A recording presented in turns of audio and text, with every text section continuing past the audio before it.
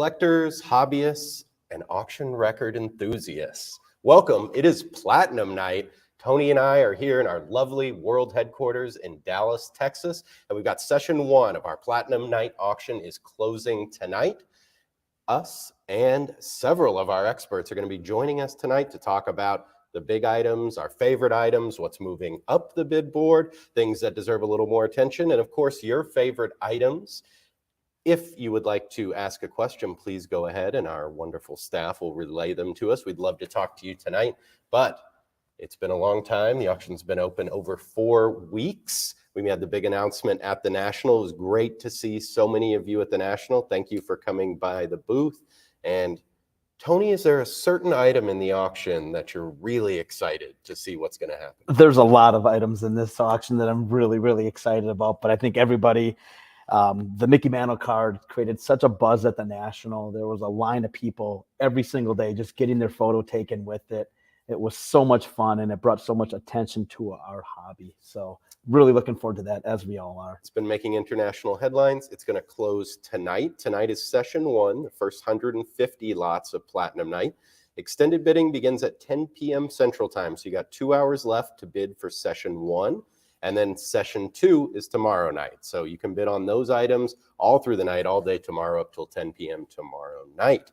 But we're going to go through what we like in the auction, and of course the newsmakers. Have some of our experts join us, and then we'll also talk about some items that are in session two. We have some amazing collections coming up in that session. But as you said, Tony, the big story is the 1952 Topps Mickey Mantle SGC Mint Plus 9.5.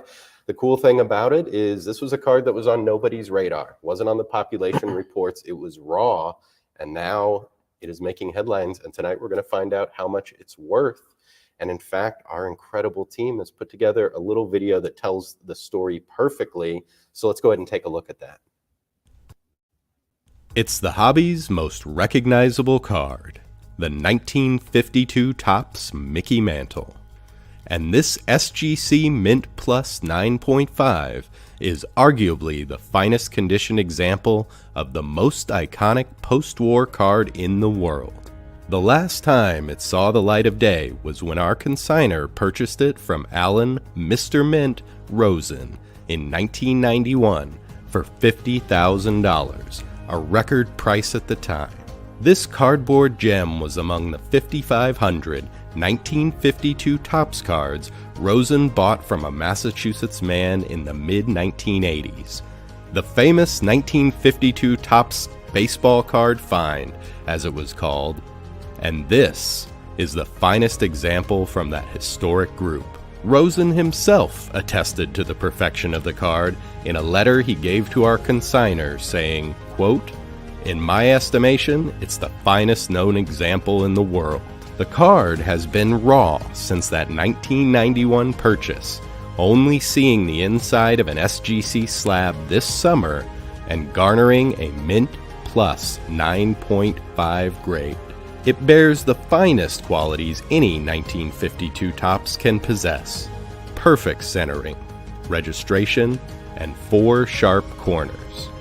Now, this iconic cardboard is set to smash the world record for a sports item on August 27th and elevate the winning bidders collection to the highest echelon of the industry. What a voice on that video. Unbelievable. Pipes. So there it is, incredible story. And Heritage also made another bit of big news at the National, and we're very happy to have with us Joe Orlando, Heritage's new executive vice president. Now, we have several vice presidents at Heritage, but this is the top of the top. This is the top of the top right here. They don't get bigger than that. He's the SGC Mint Plus 9.5 of Heritage vice presidents. Joe, thank you for joining us. No, thanks for having me, guys. Looking forward to the happenings tonight. And I'm going to use what you said with the crew just to give them right on your trouble. Card if you want.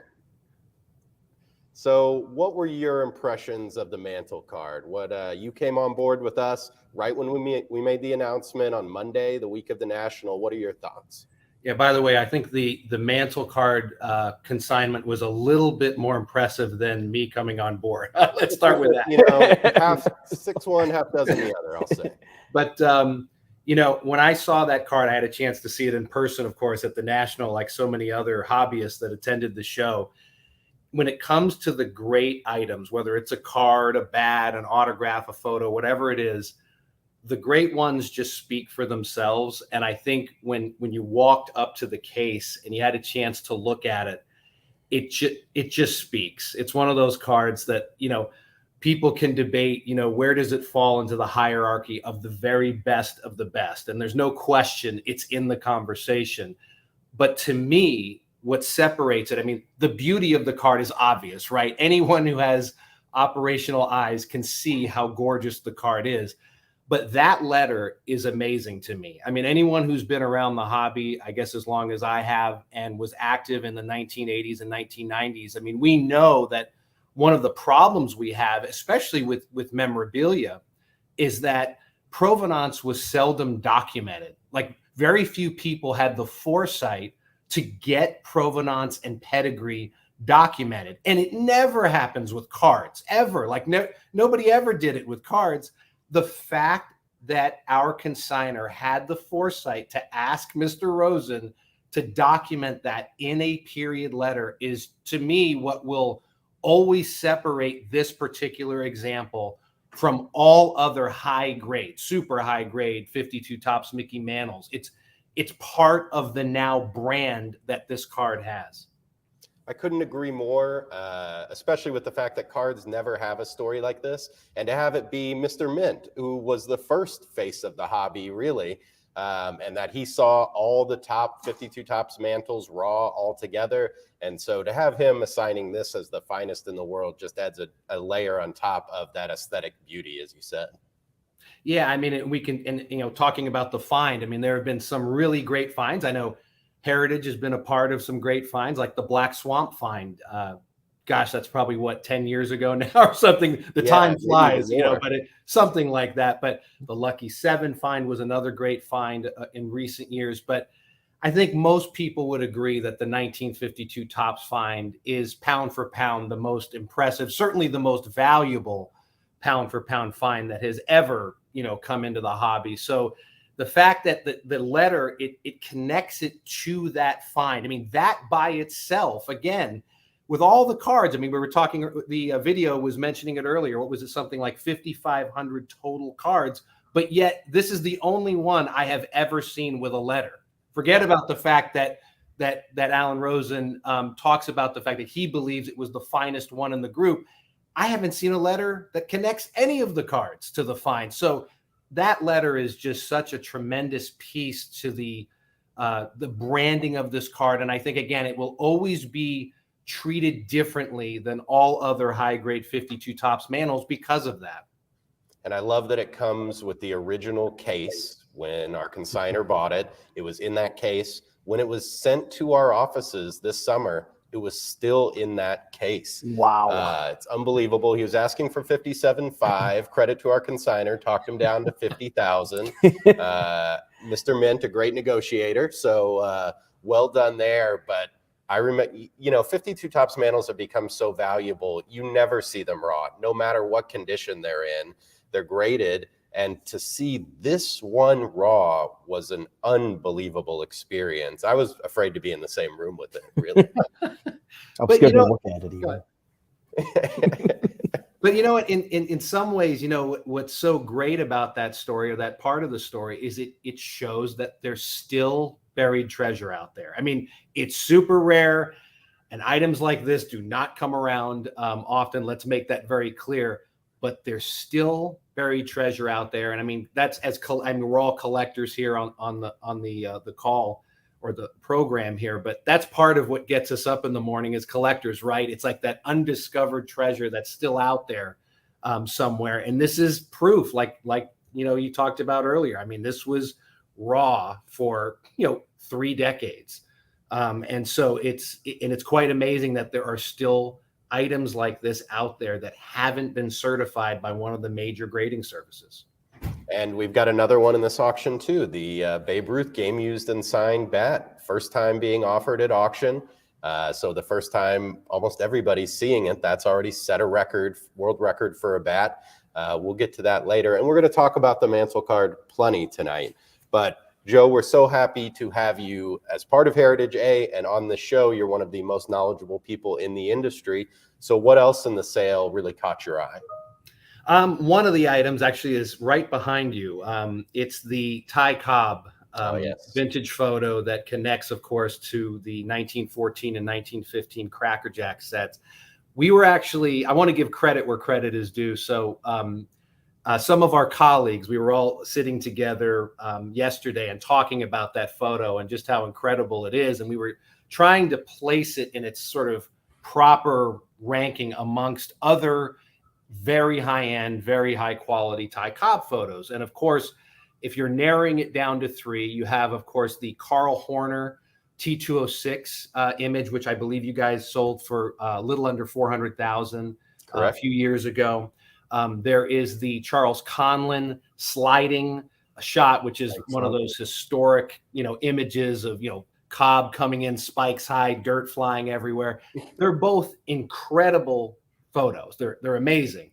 But one of our colleagues said, if you took, let's say, 10 people who had no knowledge of the hobby, they didn't know anything about value, photographers, what the image is connected to, and you just placed this image down, this photo down on a table alongside the other two, and you asked 10 people, you bring them in the room, which image do you like best of the three? His argument, and I couldn't agree more, was probably 9 out of 10 people would pick this photo just on the image quality, the artistic quality of the image alone. That has nothing to do with the fact it's connected to the Cracker Jack card or anything like that. Right. It's just, there's something about this image. It embodies what Cobb was. Like, the sort of joke is, you don't want Cobb smiling with a big grin. Like, that wasn't part of who he really was, right? He's this intense, fiery competitor. He's staring right through the camera with bat in hand. It's a big photo. It's almost 8.5 by 11 in terms of size. And if you think, again, you compare it to two of the other most iconic Cobb photos out there, I think you could make the argument that this is the best one. When you, again, just on the image itself, not to mention the fact that it is connected to what I believe is probably his best looking card. It's not his most valuable card pound for pound, but I would argue it's his best looking card of all the great Cobb cards that exist.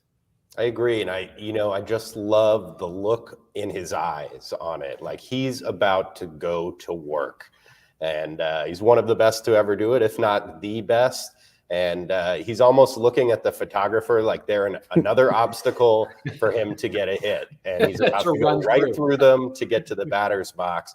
And it's got all those great period aesthetics, the high collar, the split grip, the thick bat. I mean, it's just checking that.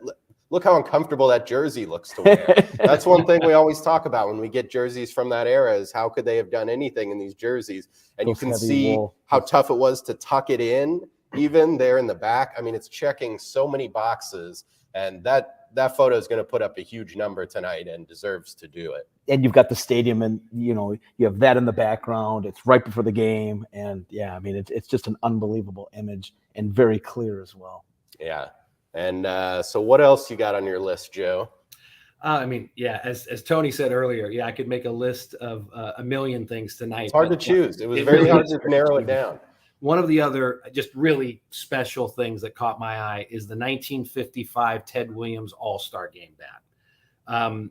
There, in the bat collecting world, and I happen to, I've collected a little bit of everything in my life. As a former Heritage employee and former Collectors Universe employee once told me, who happened to be a collector, he said, I've never met a collectible I didn't like. I think I kind of fall into that category where I've collected a little bit of everything, but I love bats. It's something I'm very passionate about. And for those that are sort of new to bat collecting, just like cards, just like, vintage photos, a lot of these items have escalated in value the last couple of years because we have a lot more new participants coming in. But if you're new to the bat collecting hobby, what makes this bat so neat is it's sort of like the stars aligning. So you have its natural manufactured scarcity.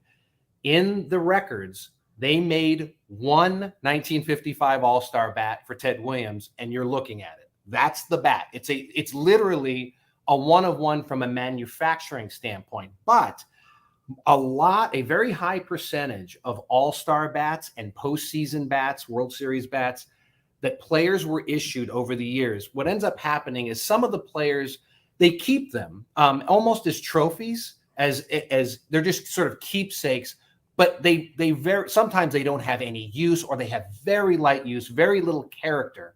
What is so awesome about this bat is that not only do you have the manufactured scarcity, it has the character that is perfect for Williams. The gripping substance that you see along the handle that kind of heads towards the center brand. If you look at many, many images of Williams in the mid 1950s, that is a classic pattern for him. Earlier in his career, and really throughout his career, he moved back and forth in between using a combination of olive oil and rosin, a mixture for gripping on the handle. And then he also used what appears to be on this bat, which is a more traditional style of pine tar. It cakes up, it's darker in appearance, but you can see many, many images of Williams during this period with a very similar pine tar pattern. But then when you turn the barrel to the label down side, and what I mean by that, again, for collectors that are new to bats, most hitters are taught to hit with the label facing up. So if you're holding a baseball bat, the center brand would be, if I'm a right-handed batter, the center brand would be facing up. I would make most of my contact on the left barrel. If I'm a left-handed hitter, I would make most of my contact on the right barrel. Ted Williams was different, and he wasn't the only one to do it. As a matter of fact, one of his idols, or maybe his greatest idol, Babe Ruth, did the same thing. They hit with the label facing down.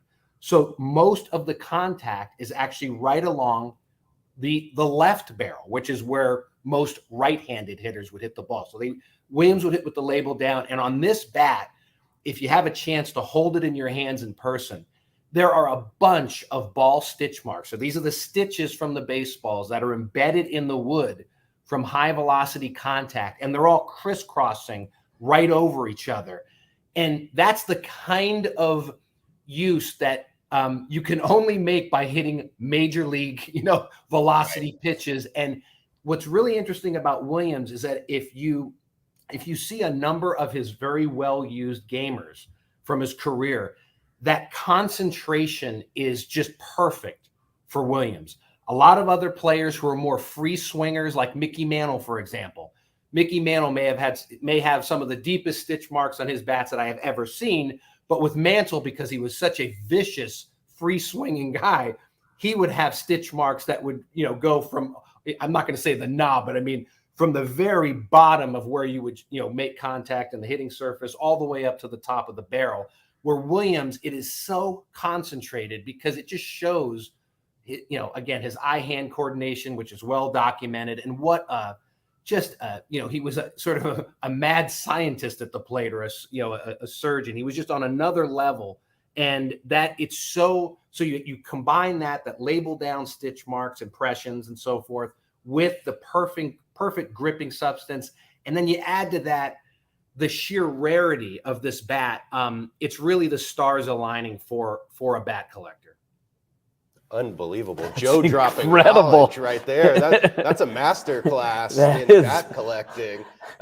So is this a good hire, you think, Tony, I think after so. that? You got my seal of approval. I have to ask, wow. with Ruth and Williams labeled down, how come more players didn't follow suit? How come they didn't say, this is what the two of the best ever to do did? If it works for them, it's got to work for me. I don't think it really, I think it's just more of a personal preference. I don't think it sort of helps you or hurts you to go label up, label down. It's just about your hitting style and what you're comfortable with.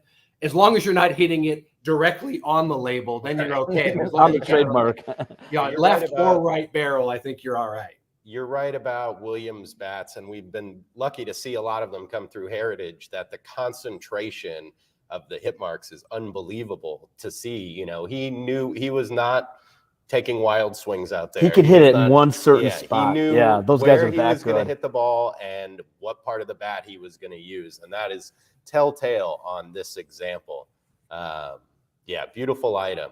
Yeah, I mean, you hear the stories. I mean, there are so many different stories that we all hear. You know, like one of them I can remember is, you know, the story of, you know, I think somebody was pitching to him and they wrote the numbers on the balls. And as the guy was delivering the batting practice, he would call out the numbers as he was hitting it, you know, 8, 2. I mean, and you can't, I mean, Ted Williams, there's so many stories like that, and it's hard to fathom. But when you think about both his professional and personal life, being an incredible pilot in a few different missions where he lost, you know, what was it, about 5 years of his prime serving in the military. I mean, he's larger than life. He's kind of a fairy tale sort of character. As a matter of fact, you know, when I was watching a documentary many years ago about Babe Ruth, and I feel the same is sort of true for Ted Williams. Like, this was a quote from a former teammate of Ruth.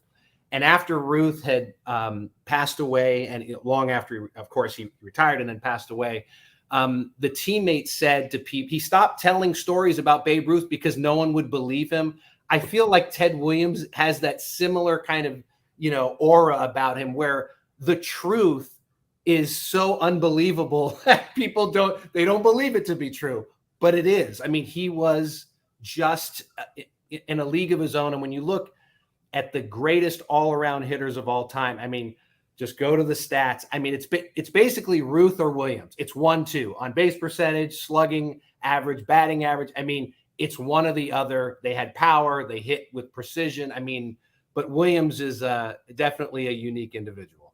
Yeah, and a great hunter and fisherman. I love how that outdoorsman really fits his demeanor and the image that you have of him in your mind.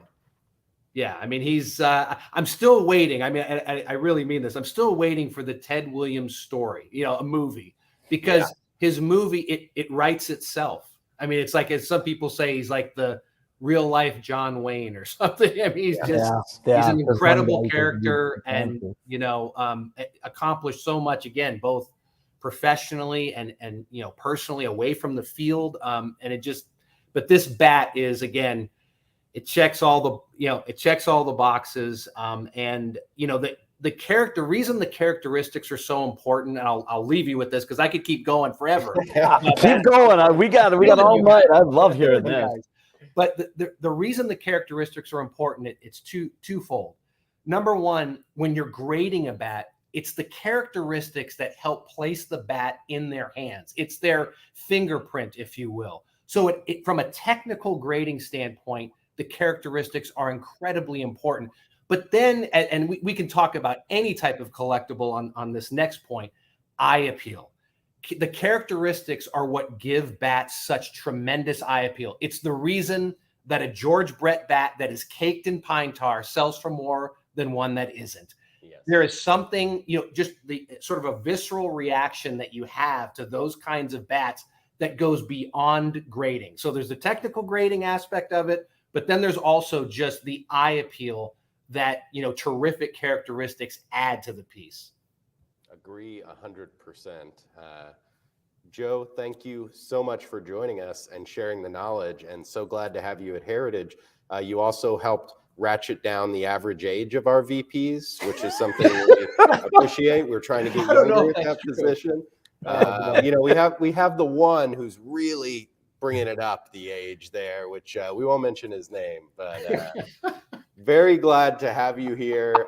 It has been a pleasure. And if you have anything else to add, please pop back on. We're going to be going all night, so we'd love to hear from you again if you have time. Definitely. Hey, thanks again, guys, and good luck with the rest of the show tonight.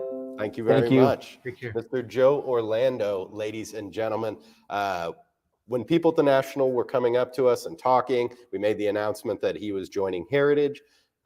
You heard endless compliments about Joe, but the one thing everybody talked about his knowledge, how much he knows, what a great hire it was, but every single person said he's the nicest guy in the industry. Very down to earth, and I've found that to be 100% true. I was talking to one of my friends when he got hired. We were talking about Joe, and I knew Joe a little bit from PSA and everything, but he said the one thing about Joe from the first time he ever met him to even now, he always answered his email within 24 hours. Wow. And this wasn't a big name in the industry, you know. I know the guy, you're friends with those people. Yeah, no, but I trenches, mean, but he Tony. said, you know, Joe was always people. prompt and he always responds to his emails. And, you know, that's a great attribute to have. And my goodness, he just taught us so much on the game use bats, on that one bat. His detail is amazing. So Incredible. It's a great hire. Very much looking forward to working with him more. And a shout out to Gene in Australia who joins us every show. I saw he put in a message. Great to see you as well. There he is. Yes. Good day. Whatever day it might be to you. I'm not even sure how could the time be, works over there. It could be Sunday could be right in the now. future. They could be in the past. Maybe he knows what the Mantle card's going to sell for already. Gene, no spoilers. All right. One Eric, thing real quick. Yes. Ted Williams' bet just got hit. So I think Joe Orlando is already paying off. So we got Eric, curious to know what the 52 Jackie Robinson SGC 8. Beautiful example. It's been deservedly so a big year for Jackie Robinson material.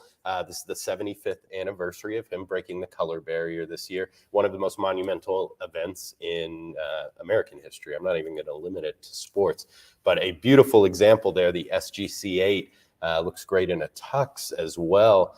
Tony, why don't you pull that up and let's see where it's at. Oh, I thought you meant the tux. I'm like, I don't know if I can help you on that Tony, one. Everyone would love to see Tony in a tux. But a lot of great items tonight. The next one we want to talk about is another huge card and one that just blew me away when it came through the doors. It's the 1996 Topps Chrome Kobe Bryant Rookie Refractor, one of those legendary modern cards. And this one's the black label, Tony. And like the tux with SGC, the black label really adds that aesthetic that draws your eye and lets you know you're looking at something incredible. And this card's beyond superlatives. Obviously, Kobe, one of the greatest players ever, one of the most beloved players ever. And his rookie card is incredibly coveted. And there's only 2 black labels. And this one is going to find a new owner tonight. Tony, what did you think? This card, from the moment it was issued, I remember I was in college when this card came out. It was always the biggest card from that set. The refractors, you got 1 or 2 per box. So this card has always been coveted and it's always been tough to find. And you want the best of the best. Here it is right now. And the color on this is just immaculate. It looks so beautiful. A lot of them now have dulled, but this one hasn't had that fate. And it's just an amazing, amazing card. And it's the refractor, the one that everybody wants. You can't beat the best of the best. Yeah, very excited to see where that one ends up. And it is a stunner. Hope everyone got to take a look at it at the National.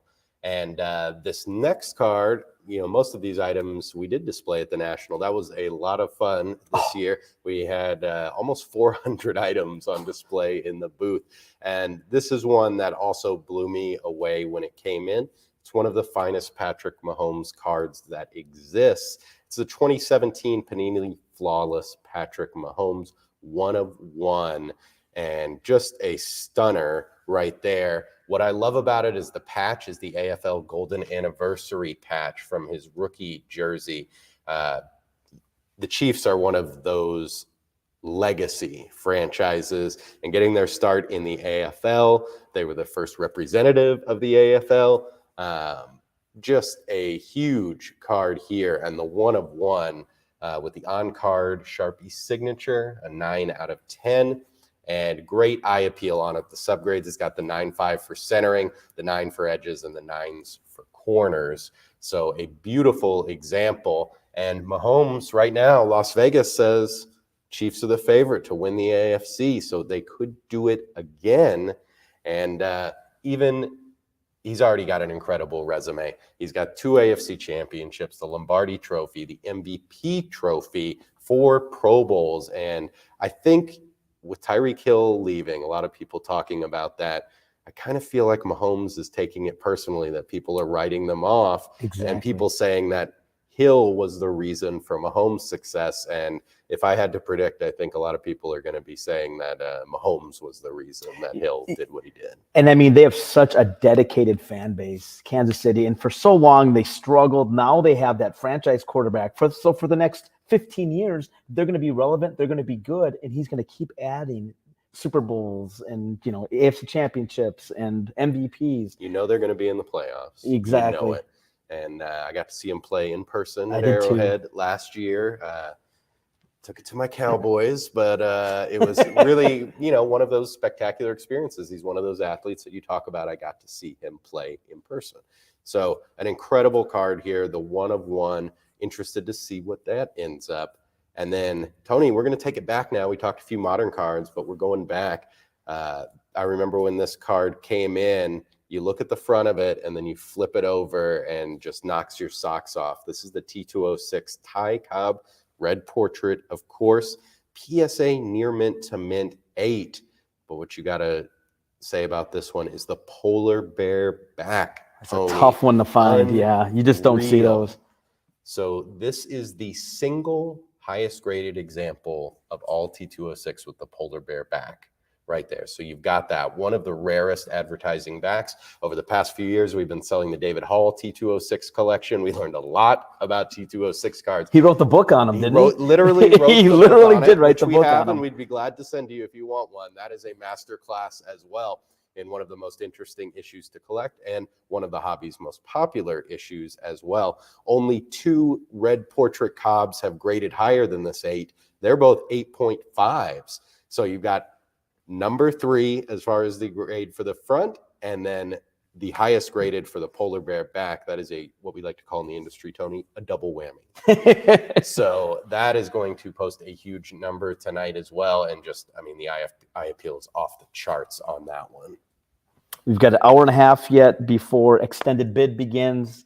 A lot of bids coming in. I think this night is going to be one we're going to be here quite a while. All right. And we've got a question. Any Dirk gear? I'm glad you asked. We're sitting here in Dallas, Texas. There are 2 incredible Dirk jersey gamers that are going to close tomorrow night. And one is from the 05-06 season, photo matched.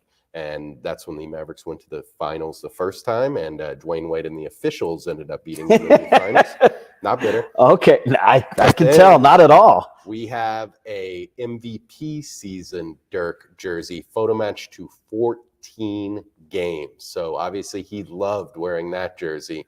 And from the year he won his MVP. So great Dirk gamers. And one thing about Dirk gamers, when you see them in person, he was all of 7 feet tall. They are huge. They're huge. And both of them show really good use, really heavy puckering. And of course, they are photo matched, which for collectors, that is the end all. That's the biggest thing. Great wear on these. And who's the guy behind us? We got one of his Luka too. too. We got Luka too. So you're bridging both the generations. Jersey Luka was wearing rookie jersey when he had his first double-double. Wow. Which he makes a habit of those. And so to have the first one's very cool. Is against the Grizzlies. Eric with a great question. How does extended bidding work? So at 10 p.m. Central Time, which we're just under 90 minutes away, a 30-minute countdown clock will begin for each lot. Any lot you have bid on before extended bidding begins, you can continue to bid on in extended bidding. So if you want to participate in a lot, in session 1, you got to get your bids in the next 90 minutes to be eligible. Then once extended bidding begins, if someone bids on a lot, the 30-minute clock resets, and each lot will stay open until it goes 30 minutes without a bid. How'd I do, Tony? Excellent. Nailed it. Excellent. Yeah. A+. Just get your bid in before 10 o'clock, because if it gets to be 10:01, there's nothing we can do. You can call, you can ask us the nicest way possible. It's not going to matter. Just get the bid in before 10, and you're good to go. Is that Dirk jumping in saying that Tony looks like a stud? He is correct. That is absolutely correct.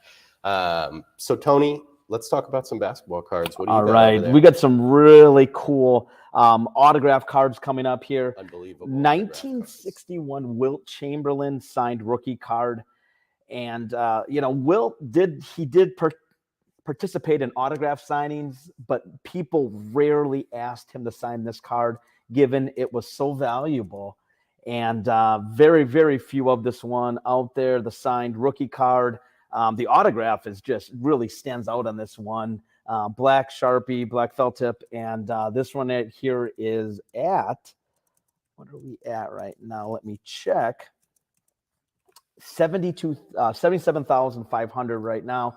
Very small sample of these are out there. Oh, yeah. You know, Bill Russell ended up signing so many more of his rookie card, but Wilt, very, very few out there. And, you know, we've seen this, it just explode within the last 5 to 7 years, getting rookie cards signed. People want them signed, whereas before it was taboo. You did not do that. So a great example of Wilt's rookie card signed.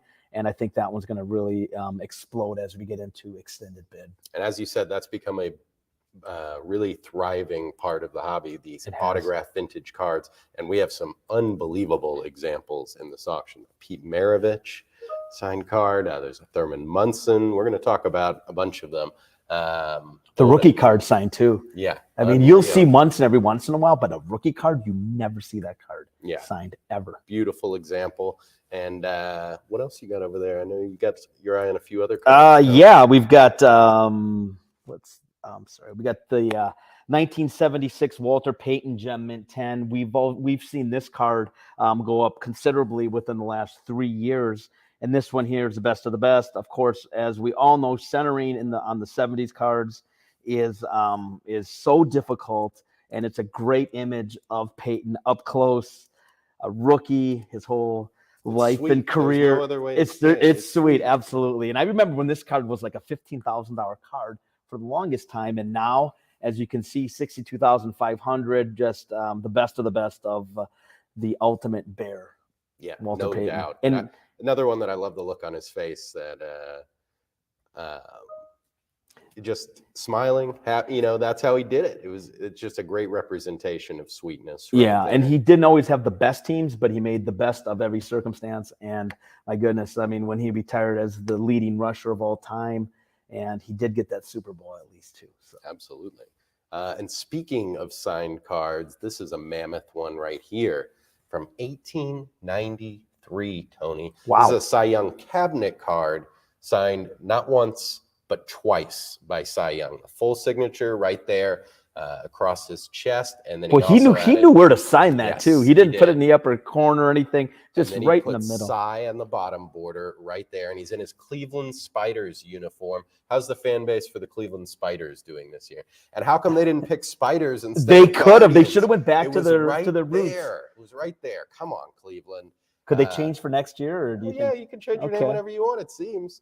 So Young would get 241 of his 511 career victories with the Cleveland Spiders. You think that number is ever going to topple 511 wins? Half of that won't even be touched, probably. Yeah, probably not. So this season of 1893, he was 34-16. Can you imagine a pitcher posting a record like that? Almost half of the team's 73 wins that year. So of course. So what's really cool about this one, obviously an incredible piece. He signed it twice, but we can trace the provenance of the cabinet to Young's own collection, because also included is a brown mailing envelope addressed entirely in Cy Young's hand. Wow. And guess what? He put his name on there. So you've got another Cy Young autograph on the return address right there. Look at that. All of them Amazing. authenticated by PSA. But how cool is that? It was from him. He mailed it to someone. Awesome piece right there. Love to see that. And while we're back in the early days, Tony, we have an incredible baseball gamer that we're going to talk about right now from Christy Mathewson. This is circa 1900 Mathewson warm-up jacket, the earliest known Mathewson gamer. This is a beauty. And I'm going to hand it to our head cataloger, Jonathan Shire, who describes that era of baseball like this. The sport was populated by brawling drunks and illiterate farmhands. Matty was recognized almost as much for his gentlemanly comportment as he was for his remarkable Hall of Fame abilities. Now, nobody says it better than Jonathan, and that is a great description of how he was thought of and still is thought of today. And we believe this to be there's a single game-worn jersey from Mathewson, and we believe this to be the only jacket from Mathewson's wardrobe that exists. I absolutely love the C and the M on the chest. Monogram CM on the chest, on the pocket. There you go, Tommy, right there. Beautiful garment. Gray wool flannel blend with olive colored detailing at the collar and the pockets. It's got these 4 massive buttons that are 1.5 inches that immediately draw your eye. It gives it kind of a nautical look, which would be fitting because they were the only big league squad to play its home games on an island. So there you go. You can see the team photo there. You've got several team members wearing this style of jacket. An unbelievable piece that's making its way from a Coogan's Bluff locker room 12 decades ago into someone else's collection tonight. That is a Smithsonian piece right there. That is museum quality. And there's just not many things from him out there. Oh, no. There's very few. His autographs almost impossible. Type 1 photos are tough. An actual something that he wore, I mean, it's nearly impossible because, stuff from that era just did not survive. And talk about a conversation piece. If you put that on a mannequin in your home, if someone walks in who knows nothing about baseball or Christy Mathewson, they're going to immediately say, what is that piece of history right there?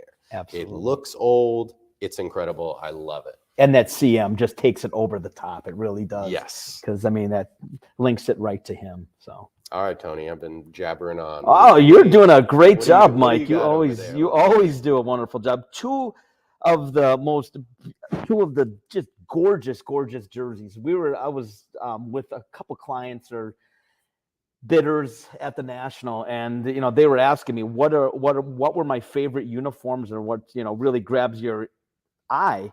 And these two, they were right at the front and center of our booth. First off, the 1924 Heine Groh World Tour game worn jersey. You've got just an absolute stunner here. You've got the flag on the chest. You got the New York also on the sleeve and the pinstripes. Just an absolute gorgeous jersey. And I thought that one really stood out to me. And the thing, you and I were talking about this, photo matched. Yes. And I didn't even realize that it was until you brought it up. It was photo matched to meeting, who was it? King George V. King, How of about course. But no, I mean, and we all know how hard it is to photo match items, especially from that time period. And Almost this one 100 here, years old. exactly. And this one here just has everything. I love the graphics. I love the patches, and it's also photo match. So that one really stood out to me. But the one that I thought was the most beautiful jersey at the Heritage booth was the 1924 Steve O'Neill World Tour White Sox jersey with the pop-up collar, with the stars on the Tony likes collar. to pop his collar, so this caught his eye right know. there. Style-wise, this takes a backseat to really nothing. Then you have the sleeve patches on both sides with the chenille. It's just, you got the red, white, and blue. You got Chicago across the chest. And this one I thought was the most beautiful jersey at our booth at the National. Yeah, so that 1924 tour, the Chicago White Sox and the Giants embarked on a world tour of Canada, France, England, Ireland, Germany, and Italy to promote the game. And so we have 4 gamers from that. My favorite is this Muddy Rule sweater. It's one of the most beautiful things. I'm going to say this is right up there. Oh, but okay. Love the sweater here. Rule was at the absolute pinnacle of his fame. At the time, he had just scored the walk-off championship clinching run for the Senators in Game 7, extra innings of the 24 World Series. So probably feeling pretty good, and not a single flaw on this one. You've got the maroon body, the dark royal blue trim in patriotic fashion, 7-button front, not including the 3 buttons at the top if you want to button the collar all the way up. And the H in Chicago bears a vintage ink MR identifier for Muddy Rule right there. And the classic sock in the team's jersey design that you'd see as early as 1912 is used here with the Chicago above it. And then the left sleeve, the most thrilling component of all, the gorgeous stars and bars shield, U.S. flag that came to characterize the tour in tri-colored felt. Also, the quality of how this looks right now. I mean, there's not a bunch of holes in it or anything like that. Right. I mean, this thing is complete and it just jumps out. You mentioned putting items on a mannequin. This is one that would look absolutely perfect. All right. Guess what? He's back. He's back. I want some more bat stories because that was stay away, and people have been clamoring for him. So let's bring Joe back. Joe, did you take a nap or have a snack? Actually didn't know ready if to recharge? I didn't know I was coming back, but I had my computer on, so I'm here. I'm here to disappoint you guys. No, I don't know. I just ate some chicken lettuce wraps without chewing. I don't know if does that help the auction? Probably not. But, I mean, it adds some high drama and also lets some of our other VPs know how they should be. Oh, wow. Wow. Well, feel free to pop back in at any time. And that's a word of warning to the rest of our coworkers. We could just pop you on here at a moment's notice. Rob Rosen is he next? Rob Rosen, is he coming on next? Never heard of him. Oh my goodness. Wow. All right. Well, hold on, Joe. We've got a question for you right here from Eric. Please tell us about the craziest card you saw coming through PSA. the craziest is that I'm no doctor, so I'll have to find out what the word crazy means. No, I would say, it's funny. We were talking about the 1952 Topps find earlier, and obviously how it connects to this incredible Mantle card. I would say the craziest story that connects to cards would probably be the Lucky 7 find, because the Ty Cobb with Ty Cobb backs, I think at the time that the find was unearthed, there was, I think, 15 known examples, and it jumped to, I think it was obviously set. Originally there were 7, so it jumped to 22, and then there was an additional one found, so it jumped to 23. I mean, when a card is that rare, I mean, much more scarce than the T206 Honus Wagner, and the population changes that much, and it came from a source where the guy that had them in his home, he wasn't even a collector really of cards, but he was a tobacco user, and he had stashed these cards away. And to me, that's probably the craziest story that I ever encountered in relation to cards at PSA. That one definitely sent shockwaves through the industry. I love that he wasn't a collector. It's great when that happens, when you have a story like that, where it's people who are calling you out of the blue and saying, I found this, is this worth anything?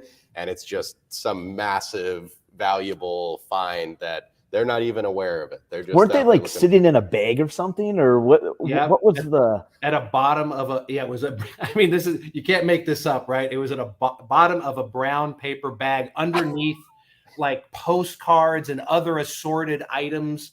They were just sitting there, and then they found an additional one. I think it was about a year later to make it a total of 8. So of course, called the Lucky 7 find. Technically, it was 8 total.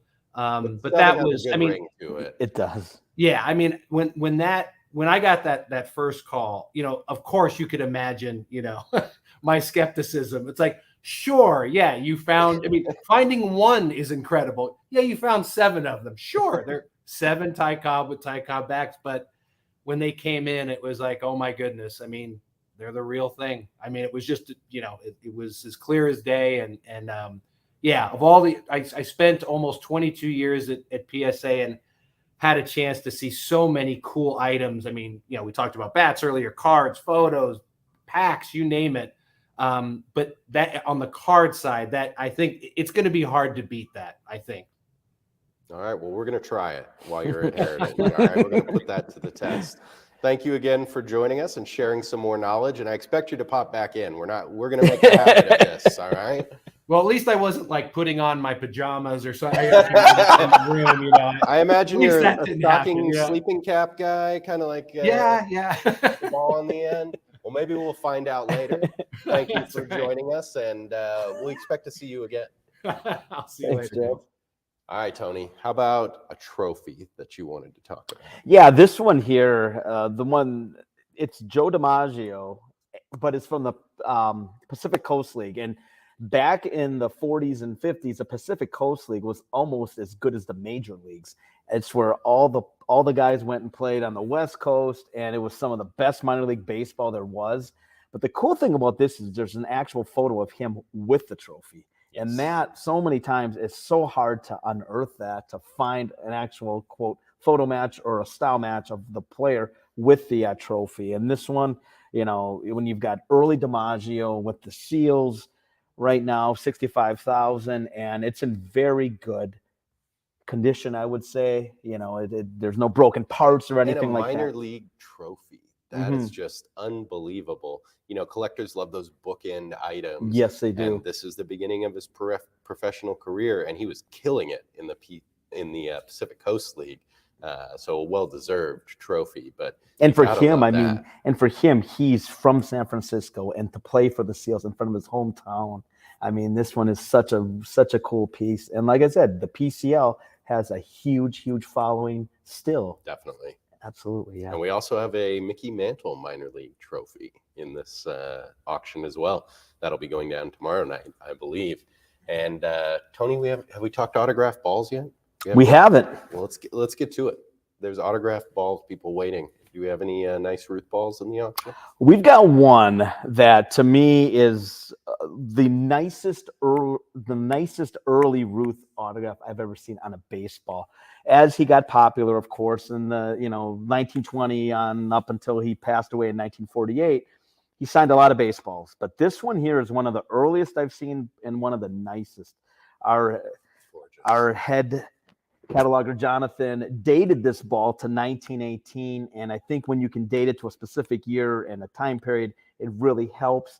And this one, I'm not saying it's Snow White, but it's for its time period is probably the nicest that I've ever seen of Ruth from his days with the Red Sox. So typically they would sign, you would get Ruth, but you would get everybody else on the team as well, or other guys. Whereas this one is a very, very beautiful single signed 1918 before he went to New York. Right now it's at 60,000. I think this could be a six-figure baseball.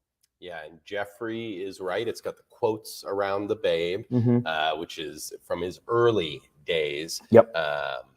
So a great one, and good job by Jonathan. He's able to date it, but I love that dual-colored stitching. Yeah, I know. It makes it stand out. It really does. So, yeah, just a great early Ruth single-sign ball, which is incredibly hard to find. And we'd be remiss if we didn't talk about the Babe Ruth game used unsigned bat that we have in the auction right now. Gorgeous piece of history here. Signed PSA GU10. Just an unbelievable example. Almost 44 ounces and nearly 36 inches in length. Can you imagine swinging that? After a century of drying, this is a true war club.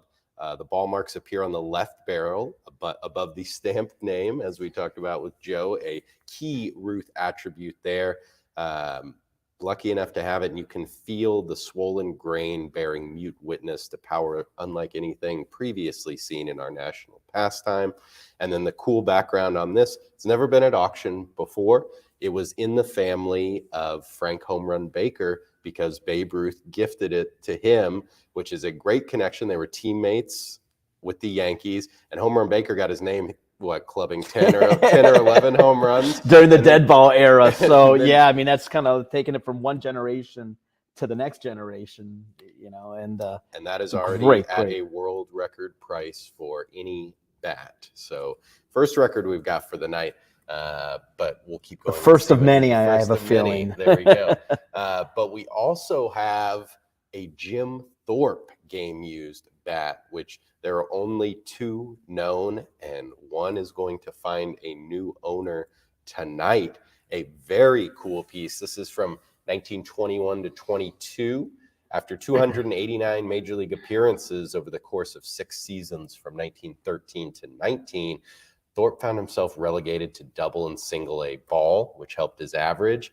But it was only at the very tail end of Thorpe's professional career, late in his second to last season, that he got an endorsement deal with Hilrick and Bradsbury. That's how we can be assured that this rare lumber saw action between August 11th, 1921, when he signed that deal, and the close of the Eastern League season of 1922. like the Ruth one, way bigger than you're going to see in the modern game. 35.5 inches and almost 41 ounces.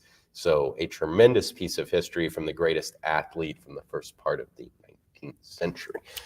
There's so few Thorpe bats, and we've seen the game used bat market just explode within the last 2 years. You're seeing it tonight, especially with these unbelievable prices that Yes. everything is going for, and everybody wants. Hard to find bats when you're talking Babe Ruth and Jim Thorpe. We have a great Wee Willie Keeler bat in the auction. It's a great selection of bats. We're going to talk about some more later. We're going to take a break for a moment. But first, Tony, what do you got on the big bid board? Oh, my goodness. 230,000 for the Ty Cobb photo. Wow. The Wayne Gretzky Gem Mint 10 Topps rookie, 625,000. 95,000 on the Babe Ruth Gaudy PSA 7. So things are starting to make that move. A lot of action on the Super Bowl rings as well. So a lot of Super Bowl ring, 26 player Super Bowl rings closing this weekend. So whoever your team is, if they've won a Super Bowl, sorry, Lions fans, we probably have one in there. Tough crowd here. Hey, they're getting a lot of props on Hard Knocks. So they got a fun coach. Times. They got a great coach. Former Cowboy and Texas native Dan Campbell. There. Yes. But let's take a look at some highlights, one vintage and one modern in the auction, and then we'll be back to talk some more about the Platinum auction closing session 1 tonight. There will be many who take one look at this spectacular rarity and proclaim it to be the most impressive and beautiful advertising piece ever to celebrate our national pastime. And we would agree. The late 19th century was truly a golden age for the lithographic arts, and we see the mastery of the form in this miraculous survivor of the better part of a century and a half. The sign was created for display in shops carrying the Old Judge line of tobacco products, a brand immortalized through its production of some of the most important trading cards that exist.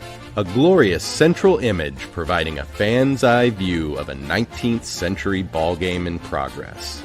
The designers of this poster and the committee charged with selecting members for the Baseball Hall of Fame stand in firm agreement in casting. The accounting of featured figures reads like a Cooperstown guest list.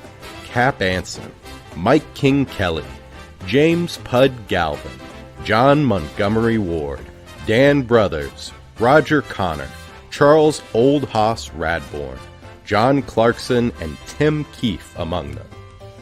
It derives from the greatest private baseball collection ever assembled, the illustrious Barry Halper collection that commanded global headlines upon its sale in 1999. The fact that this was the item which Halper chose to hang directly behind his office desk, a background view for all visitors, should convey just how special the man who had seen and owned it all believed this piece to be. Now it will find a new home on August 27th. What a great narrator. I know. How about that? That was impressive. You can't get enough of me. There's more me. Oh, my goodness. Apologies for that, ladies and gentlemen. All right. So let's talk a little cards and let's talk some hockey cards. We have a Namath card closing tonight. You mentioned it just got hit on the bid board before we went to the brink, but the 1979 Topps Wayne Gretzky PSA 10. How many 10s are there, Tony? There are only 2. That is correct. And they made a lot of that card. It's not like it Yes. was a short print or anything like that, but it's so tough with those blue borders and the centering, which we'll get into. It's just so difficult to find those in high grade. Yes. So in December of 2020, we sold one of the 2 O-Pee-Chee PSA 10s for $1.29 million. That was December 2020. A few months later, we sold the other O-Pee-Chee 10 privately for over $3 million. So after that, we saw every Gretzky rookie card that was raw in existence. Those of you out there should know we do free appraisals on anything. We have the greatest card minds in the industry, former graders on our staff. In fact, little known secret, our other executive VP, Derek Grady, used to be the head grader at SGC. Not many people know that. He doesn't like to doesn't talk about it. Yes, but he's very secretive. He doesn't so like to. send us pics of your raw cards. We'll let you know what they would grade and thus what they are worth. After those Gretzky sales, we saw every raw Gretzky rookie that exists, and there are no more 10s out there. I'm just going to say that. Very hard to come by. So this one, the PSA 10, is an absolute beauty, the undisputed GOAT of hockey. His rookie card, there are only 2. This is going to post a huge number tonight. I'm expecting a lot of action on it, and it is just a gorgeous card. Yeah, I mean, there are only 2 of them. There's not going to be more coming out there. People could bust open packs of them, and it's so difficult. It's so difficult to find. The thing about, now people are paying huge money for these low pop 10s. And once they sell, you're not going to see them again in a year or 2 years. These are going into the most incredible private collections, and they're not going to come out. They're going to show them off, or they're going to put them in their safety deposit box and hold on to them, because this card is as good as gold, better than gold, in my opinion. Absolutely. Every time they sell, it's always for more money. Yes. They don't go down. When you have that one of one piece, they don't go down in value. They just continue to go up. And just like you said, there's not going to be more of these coming out there anytime soon. And essentially, this is like the 52 Topps mantle of hockey right here. It is an incredible investment and just beautiful to look at. And what do you got over there? I've got the 1979 O-Pee-Chee Wayne Gretzky, Mint 9. And this one here, I mean, if you look at the centering, the corners, it is just a stunner. It's so beautiful. And, I'm up in Canada quite a bit, and I see a lot of these cards. And everyone's like, well, rough cut is almost every single one, and centering is so difficult. I mean, I just took in, I think, 10 of this card, and they're usually 4s and 5s. They're usually, off center or corner wear. But this one here, it's got everything you could want right now, almost at 100,000. And this one, I think, as it gets to extended bid, will continue to go up. And, it's just such a difficult card to find in high grade. Absolutely. Love seeing them both together there. The Topps and the O-Pee-Chee. It's really full circle. But let's give Babe Ruth a little more props. One of my favorite Ruth cards. We've got some incredible ones in the auction, of course. But one of his most well-known right here. It's one of the hobby's most recognizable image. This is the 1948 Leaf Babe Ruth #3 and a PSA Mint 9. A classic image, yet ahead of his time. It almost looks like a Warhol, maybe. It does. That's or a good modern point. art, and a great depiction of Ruth, at the end of his life and career. And it's kind of written on his face there. It's almost a somber image of someone who is always known to be boisterous. So I love that aspect of it. This one is a Pop 5, none superior, out of over 1,300 submissions to PSA, and it is gorgeous. The registration and centering issues that plague the 48 Leaf are totally absent here. Sharp image, nearly perfectly balanced between the thick borders there and sharp corners, and the surfaces are entirely free of wax and gum staining. It's a hobby classic. It is. And I mean, it's such a beautiful look, and I love that background. That red background just makes it really jump out. And it is from 1948, the year that he passed away. Right. So, I mean, it's a gorgeous card. And yeah, he does look a little weathered kind of towards the end of his career. And he should. I mean, he lived life to the fullest, no doubt. A lot of hot dogs and beers between, other things. His 1916 rookie card and this one right here. But did you know, in addition to the 52 Topps SGC 9.5 Mantle, there are other Mickey Mantle cards in this auction? Did you know that? I had a feeling that there would be some other ones. So one of my favorite Mantle cards is the 51 Bowman rookie. A lot of people out there saying, yes, that's the rookie, who've been screaming while we were talking about the 52 Topps. What's not to love about this one here? PSA near mint to mint 8, only 10 superior.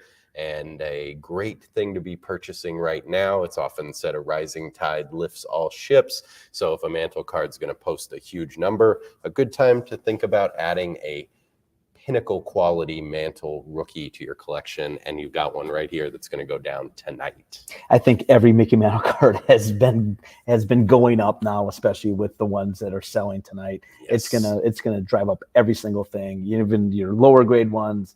Everything will be going up, and this is an absolute gorgeous card, especially with that background again. It is his true rookie card. So yes, it's just a gorgeous card. And let's go back to the beginning, the infancy of our industry, Tony. This is an 1874. You like the vintage, don't you? You love the early baseball. The mustachery. And this has got it in spades right here. This is a Studders and Finnemore cabinet photo of the Philadelphia Athletic Baseball Club. 3 words there. Baseball Club. The National Association of Professional Baseball Players, formed in 1871, was the first professional sports league in the world. It's the precursor to the National League in Major League Baseball. This was just 3 years later. And guess what? You got a 22-year-old Cap Anson right there. Look at those mustaches, ladies and gentlemen. That is fantastic. Which one is he? He's in the back row. Up. Bam.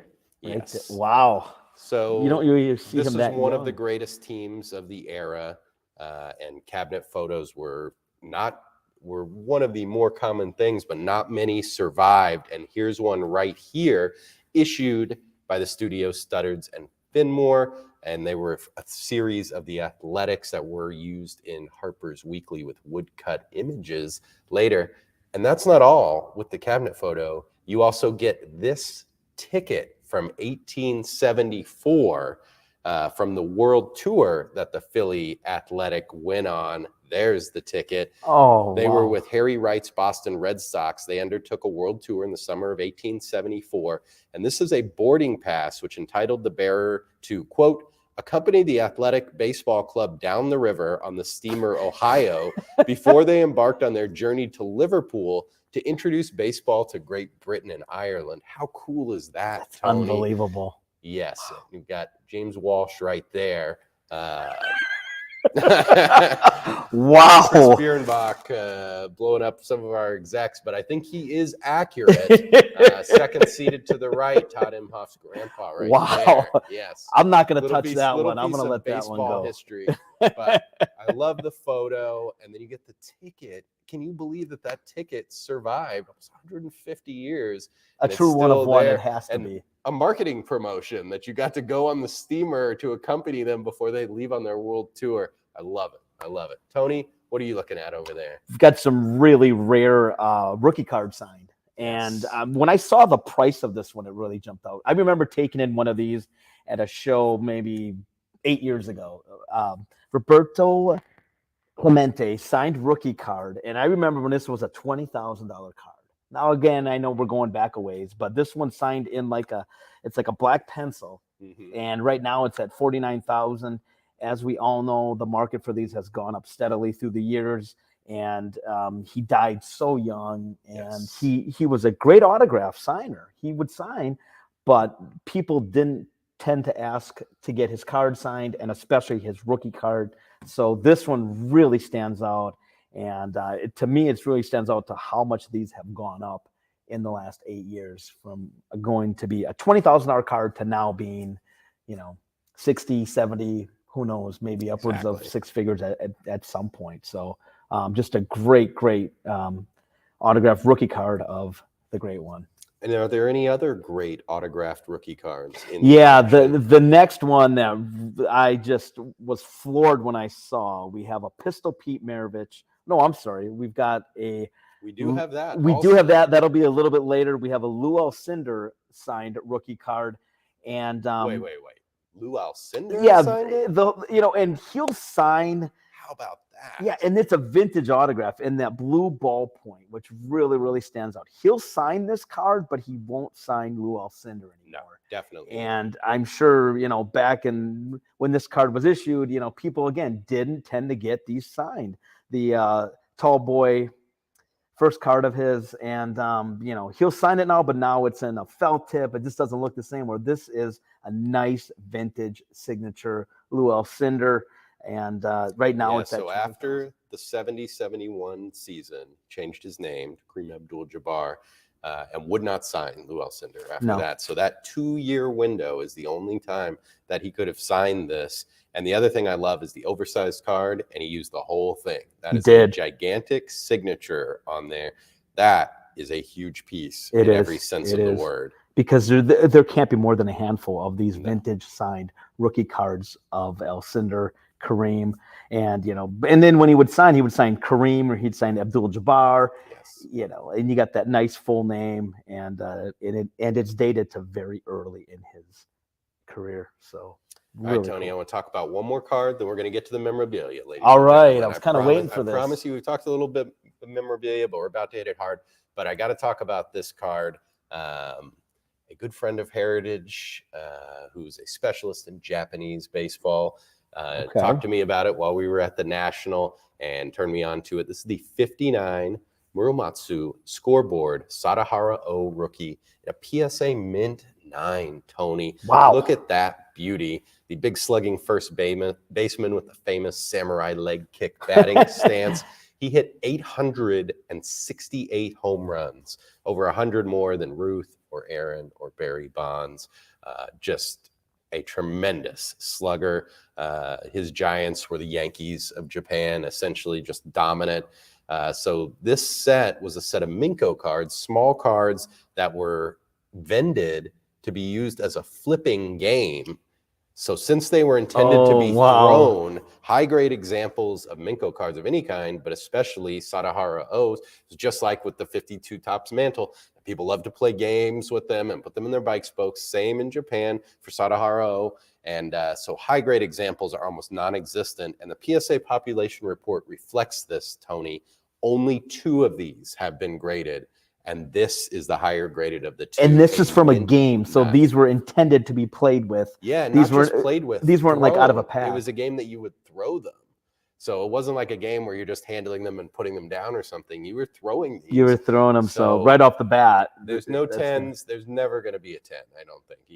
Never say never in this industry, but just the odds are minimal. So Japanese baseball card, baseball is huge in Japan. Japanese baseball cards are becoming very popular and very valuable in the hobby. And this is one of the finest right here. And it's beautiful. It's the best of the best. Yes, his rookie card right there.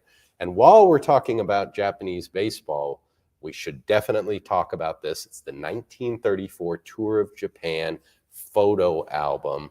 And now everybody's going to say it's the lead image right here is the signed sheet from the team that went to Japan to spread baseball over there. Ruth Gehrig and the boys, welcomed by 500,000 fans, lined 10 to 20 deep on the streets of Tokyo in a blizzard of confetti, all of that. They played 18 exhibition games in a dozen cities, winning every single one, of course. So these leather-bound photo albums were issued only to players and VIPs. We've been lucky enough to handle a few of them, but they rarely come up. So you can see it there. It's got the team signed sheet with Ruth, Connie Mack, Lefty O'Doul, Bing Miller, Lefty Gomez, Eric McNair, Earl Averill on there, Charlie Gehringer, Lou Gehrig, of course, Jimmy Fox, and one of my favorite players, Mo Berg. I love his story. He was there. He was the guy that when they named him the team, all the rest of the players were like, Berg? Really? Why? Do we want him there? Because the government had him spying. That's why he was there. But then you've also got the pages signed by the Japanese players, which is in beautiful format. And then you also have 24 official 9x11 photographs snapped during the tour, picturing the team's arrival, their celebrity banquets, team shots, packed stadiums. These are... Who's that guy? Yeah. He looks familiar. The best images from this tour you can get. They're all here in one book. The book is complete. It's still bound with the original binding lace, which doesn't always happen. And it has one of my favorite pictures of Ruth when he's in the convertible limo in the middle of the crowd. There it is, waving the flags. That is an incredible image. I love the guy in the front who's loving it, the crowd there, and Ruth having the time of his life right there. So you get all those images and the team sign sheet with bold signatures. Incredible piece right here. Going to find a new owner tonight. I mean, you get the autographs, you get the Type 1 photos, you get everything in this one lot. I mean, it's so cool. And there's a lot of people. I mean, this helped spread baseball. This helped make baseball so popular as a worldwide sport. It was Ruth. It was him. It was all those guys helping make it become a worldwide game. And it's a great, great piece. Unbelievable. So, Tony, football season's about to start. Did you know? I cannot wait for football season to start. Less than 2 weeks away. Oh, I love this time of year. Let's talk some football while we're here. Absolutely. If you're done texting, whoever you Sorry, might be texting over there. People want to make bids right now, and we've got 45 minutes, and we're multitasking over here, ladies and gentlemen. We're here to help you. We got 45 minutes left to bid, but let's talk about some championship rings. That's one thing we have a lot of in this, yes. Which is, and I think I told the story before. When this consignment came in, my eyes were about that big. I couldn't believe that one person had that many rings. 43 player Super Bowl 43 rings. player rings. Walked in the door at our headquarters in Dallas with them all in a giant, lovely wooden case, all in order. And I told the guy, I said, I'll never see this again in my lifetime, this many Super Bowl rings at one spot. I know what they have them at the Hall of Fame, but this to have player rings, and that's the thing. This guy collected the player rings. He didn't want the front office or anything like that. Yes. Not that that's a step down or anything, but it is a little bit. But he wanted to have the actual player rings, and I could not believe that one person collected that many Super Bowl rings. And I asked him, what prompted you to sell? And he told me, I knew I would never get the whole collect. I couldn't get one from everyone. And he did call this week, and he said, if I would have known you would have had the Dave Robinson Super Bowl I ring. Because he did not have Super Bowl he 1 did and 2. not have those rings. He said, I would have kept my collection. So we do have that. Dave Robinson's collection, and his Super Bowl 1 and 2 rings are going to close tonight. But which one caught your eye? I'm sure I can guess. Oh, the Super Bowl. Oh, the Super Bowl 1. And the Super Bowl 2, I mean, to me, I have a I have a high affinity for them, but it's the guy who owned them, Dave Robinson. I got to spend a lot of time with him. Great guy.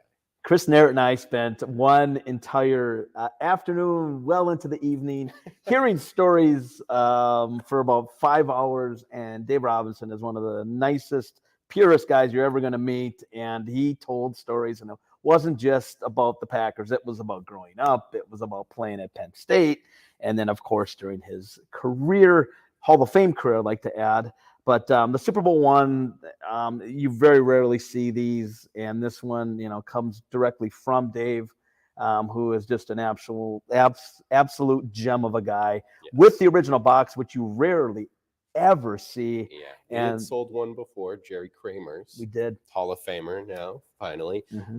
Did not have the box, though, I don't think. No, because that's the first time I had ever seen one of those. It's a beautiful, simple design, but it's the first Very Super Bowl. elegant It is not over the top. Single diamond. Mm-hmm.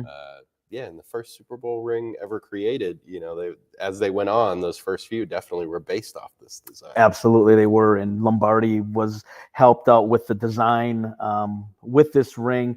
And the next one is the one you rarely ever see. And that's the one Lombardi really wanted, 3 titles in a row, yes, which hasn't been done since. And that was one of the things that they rarely ever come to auction. I think we had Fuzzy Thurston's, and that was a long time. That was before. That might have been when I first started working. So it's about 10 years ago. And these rarely, if ever, sell. I know Kramer kept his. Super Bowl II is a very special ring. It's signifies their 3 championships. So this one here, 52,500. I think there's going to be a lot of action on this ring. And again, you rarely, if ever, see them. And that's of a what's Hall cool of Fame. about it is the 3 stones. Yeah. Even though it's Super Bowl II, because they were going back to the NFL. They're going back to the NFL championship days. So yeah, just a gorgeous, gorgeous ring. And there's very few of them, and especially from a Hall of Famer. So and really for cool me, collection. It's got this auction has my Grail Super Bowl ring in it.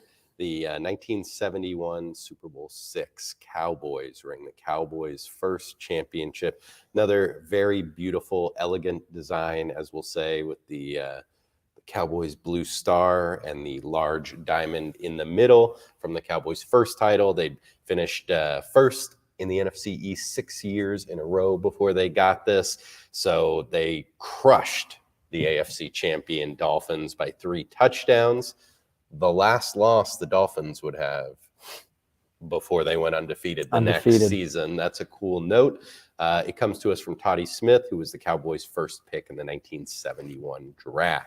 Defensive end, 34 grams. And so what made him America's team right here, the Super Bowl title that they finally got. And their longevity. Yes. That's the one thing I never really took into effect, or that I really understood was, I mean, Landry, every single year, the Cowboys were right at the top. Yes. And to be that good for that long of a period hasn't been done since. Yes. How about that Patriots ring, Tony? I know you want to talk about Bob that. Kraft took Super Bowl rings to a different level when they got their first What's one. the opposite of the simple, beautiful Super Bowl I design? This is it right Yeah, here. I mean, this is guy, we always say all the bells and whistles. You don't really wear these around, I don't think. No. They're so gaudy, but they have so much personality to them as well. Yeah. And with every Super Bowl that they have won, they've gotten bigger and better.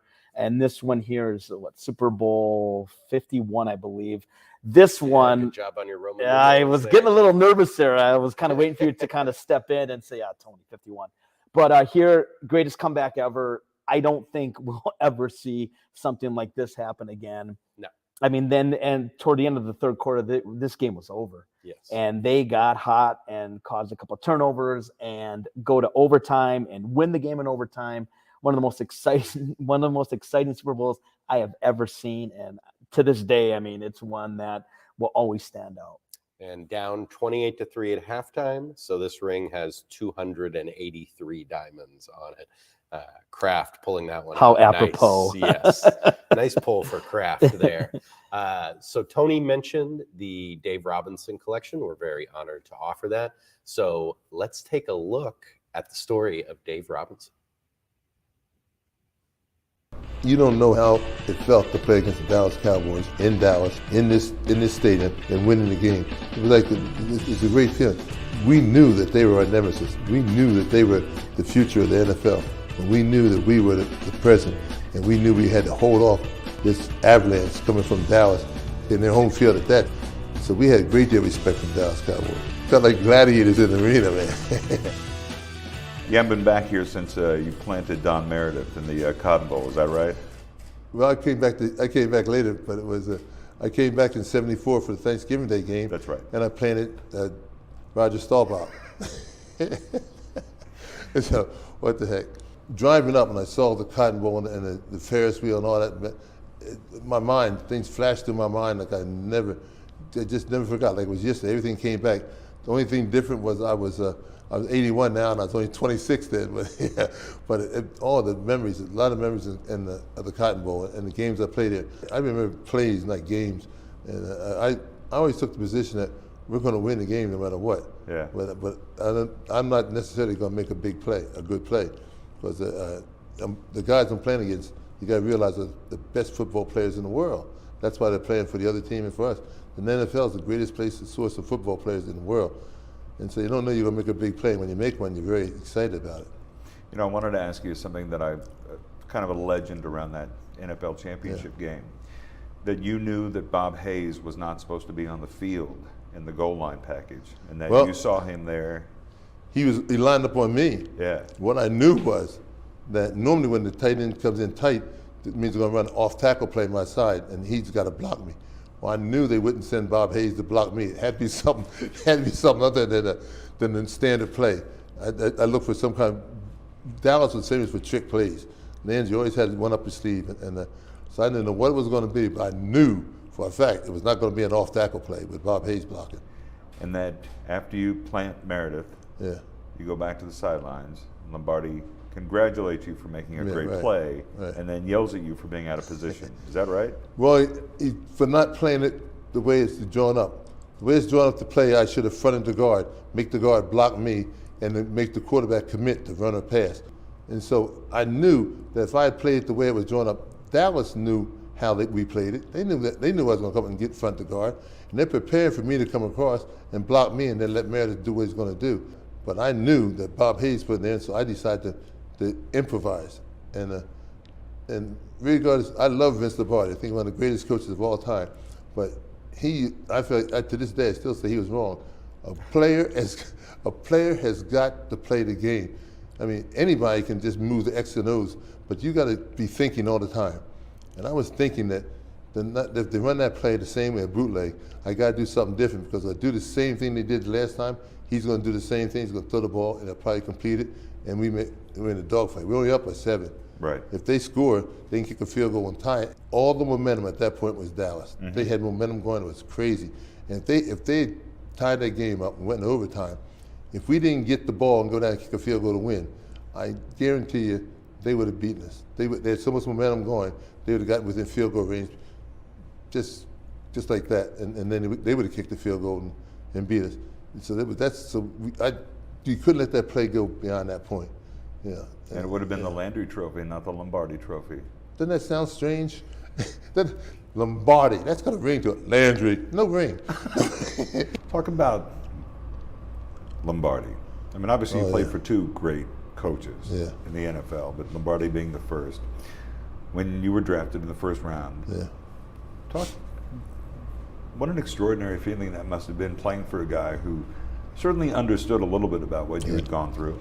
He just had the way he enunciated words and the way his way, the inflection in his voice when I just got to it, to me anyway. Yeah. Yeah, and I know, I'd be sitting there and he'd give us a pregame talk, and if he said, now I want you to go get that quarterback, and he's behind that steel wall, I try to knock the wall down to get up there, get that quarterback. Vince wants me to get the quarterback, I go. It was just that way. He could just motivate you that much. You know, it's amazing. So everything behind us is very representative of your entire career. Right. High school, college, certainly professional football. Right. So, is there something back here? You know, we were talking about this a moment ago. What's the plate behind us? This plate here? Yeah. I don't know. I gotta look at it. This was college. Yeah. College, yeah. This is from my college years, and this is from books of Ryan Hall. That's from my high school years, and this is from. That's from college. Yep. Penn State, yeah. Then your college Hall of Fame ring and your Super Bowl ring. Yeah. And my wife's Super Bowl ring, and every one of them's got a story, and every one of them have flashbacks of my career and what went on. You've had these things for so long. Yeah. You know, and you say they all bring back memories, right. But they're representative, really, of those memories, right? Right. You have those memories. Is it hard to part with these things? Yes and no. Yeah. I'd rather not, but you know, I'm 81 years old. I want to live to be 110. Well, I wanted to go to 120, but I saw a guy who was 112. He looked so bad. I think I want to go to 110, but I got 29 more years to go.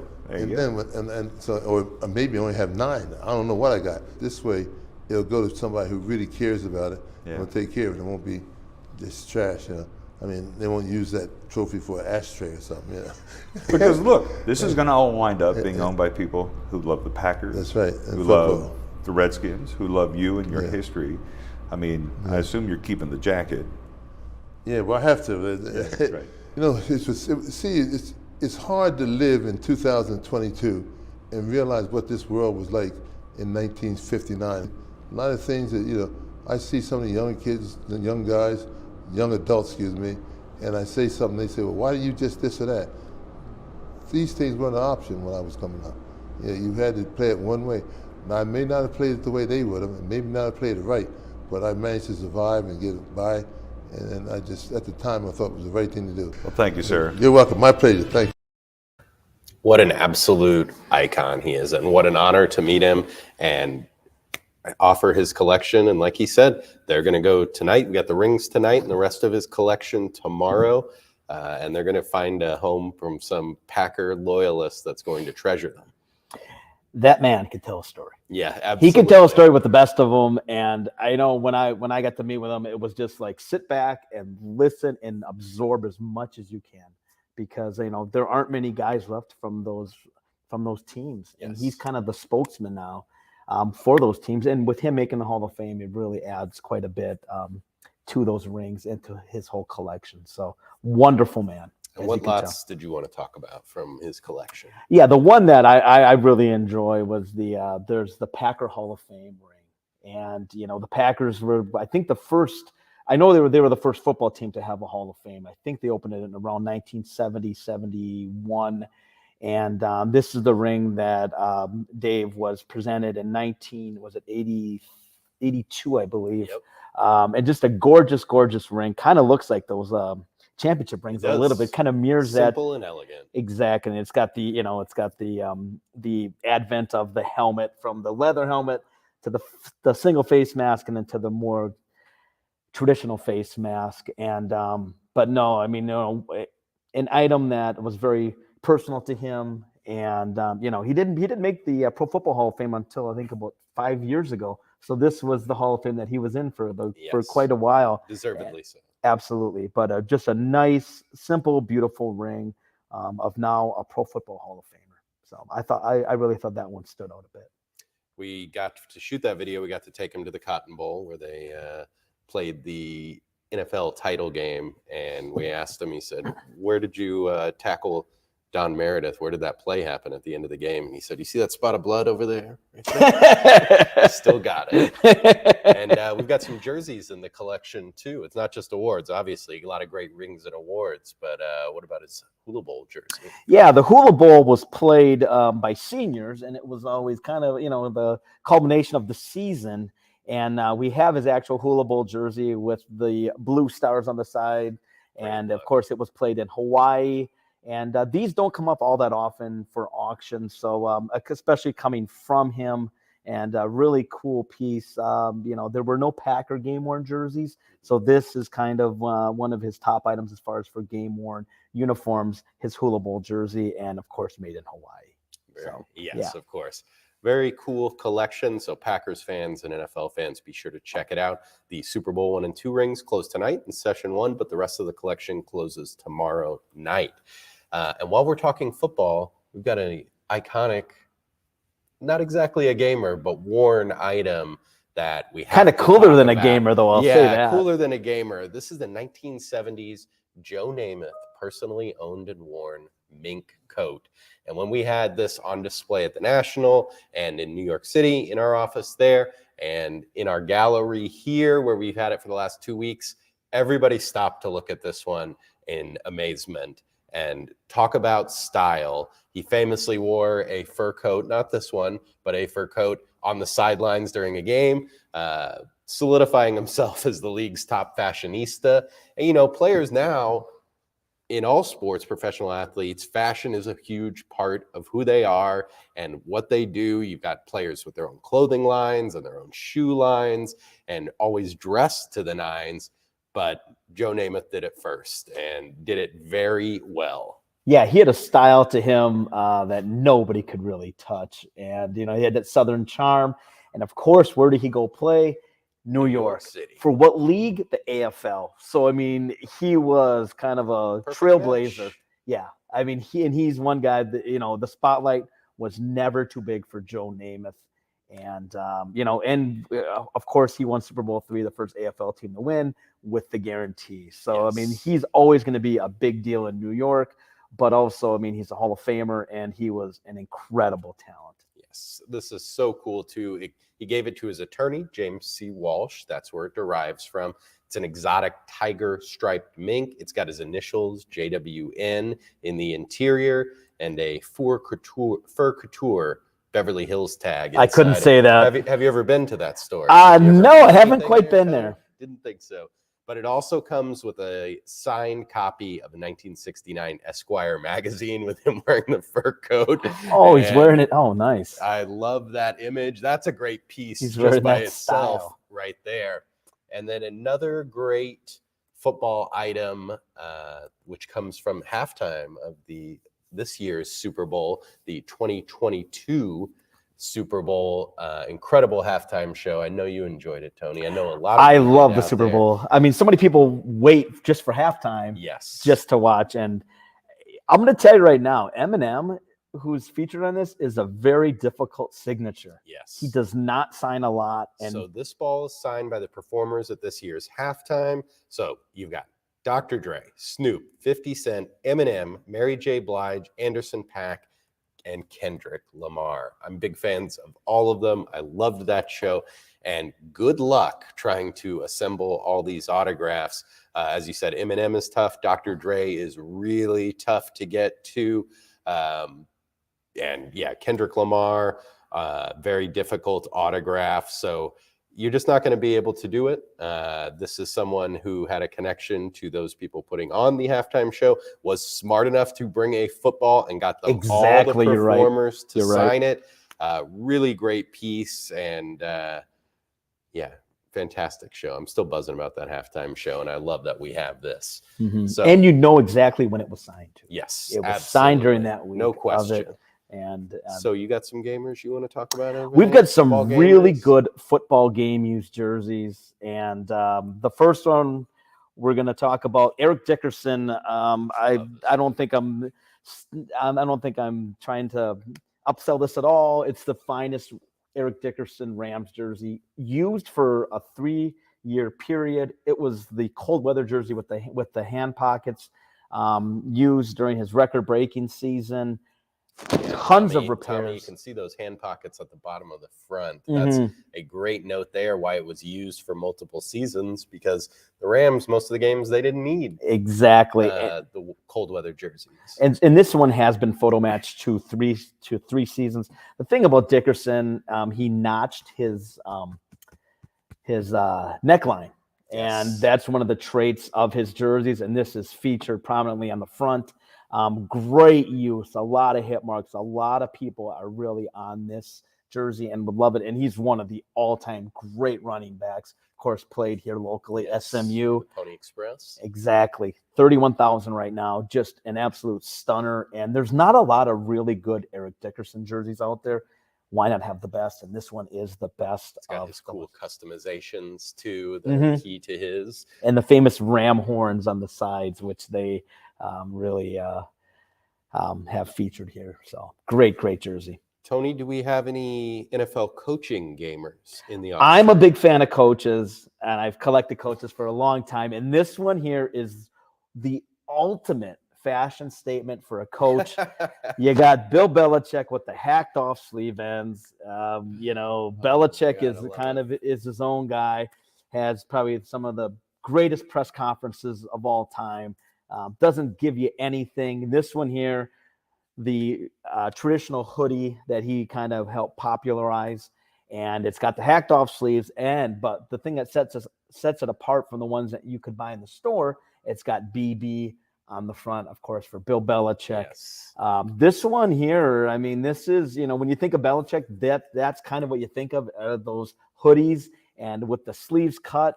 I've heard that when the Patriots sold these in their stores or in their pro shop, they actually had scissors there because people would cut off to make it look like Belichick. And the funny part is, he is a fashionable guy when he's out on the town.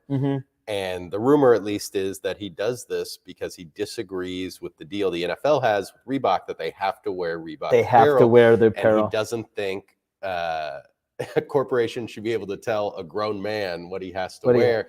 So he cuts the sleeves off to give it that sloppy look, as kind of a poke in the eye at exactly the NFL brass, which is fantastic. All right, let's check the bid board right now, see what's going on. And then we'll take a quick break and we'll talk some more cards from session 1 on the other side. 1998 Yankees ring, 21,000. That one has shot up quite a bit in the last 5 minutes. Hakeem Nicks Super Bowl ring, 55,000. There we go. 240,000 on the Ty Cobb photo right there. Wow, that's heading for a record price for a It photo. It is. I know the Jackie Robinson Leaf one I think we had was like around that 300-ish. Yes. And I think this one might unseat it. So just an exciting time with a lot of bids coming in, and a lot of people are strategizing right now and thinking, what am I gonna do? How am I gonna win this? And got 22 minutes left for session 1. If you're bidding in session 2, keep going. You got all night. You got tomorrow. You have plenty of time. Session 1, 22 minutes to get your initial bids in before extended bidding begins. Let's take a short break and look at some of the greatest cards in the hobby, and then we'll talk session 1 cards when we come back. Certainly, this pull from the 2017 Panini Flawless issue must have set off a wave of exuberance and made that lucky collector believe in miracles. And this one-of-one rookie card of the most promising young quarterback in an NFL era positively stacked at the position is proof that miracles do exist. The odds of nabbing this elite specimen must rival multi-million-dollar lottery jackpots, but one wise collector will make it theirs with a winning bid on August 27th. The card itself is an absolute stunner, pairing a slab of the AFL Golden Anniversary patch removed from a Mahomes rookie jersey with an on-card blue Sharpie signature rating 9 out of 10. What does the future hold for this elite rarity? Only time will tell, but 2 AFC championships, 1 Lombardi trophy, 4 Pro Bowls, and the 2018 NFL MVP award is an incredible start for the man it celebrates. And Mahomes has the will to drive his legacy even further, as his Chiefs are currently the favorite to win the AFC in 2022. Add an iconic one-of-one to your collection on August 27th.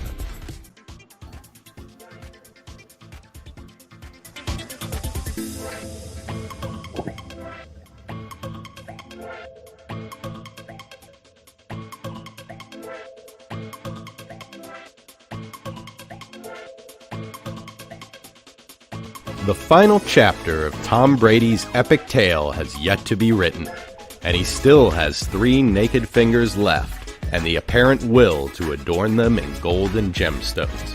Father Time be damned. In the opening quarter. Brady, it's a wobbly pass for the... Only a handful of living sports fans can claim that they saw Babe Ruth play the game, and it's a certainty that one day the elderly will be telling stories to their great-grandchildren of the time they saw Tom Brady in the flesh. Who can imagine what this remarkable commemorative, the most desirable of all Brady rookie cards, will be worth then? The limited edition of just 100 examples of this flagship Brady entry in the standard catalog ensures demand will always colossally outstrip the supply. Of the 81 examples of that Monarch's premier rookie card submitted to Beckett for assessment, only 7 have earned a Mint 9 rating. There are no 9.5 cards, nor any 10 cards. None could surpass the perfect 10 rating assigned to the 23-year-old's black Sharpie signature applied to this card's surface.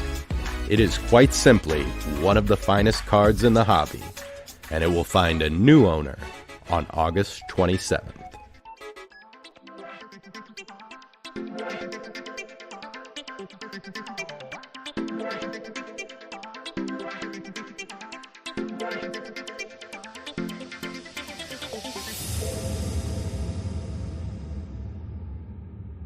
It's the ultimate symbol of supremacy.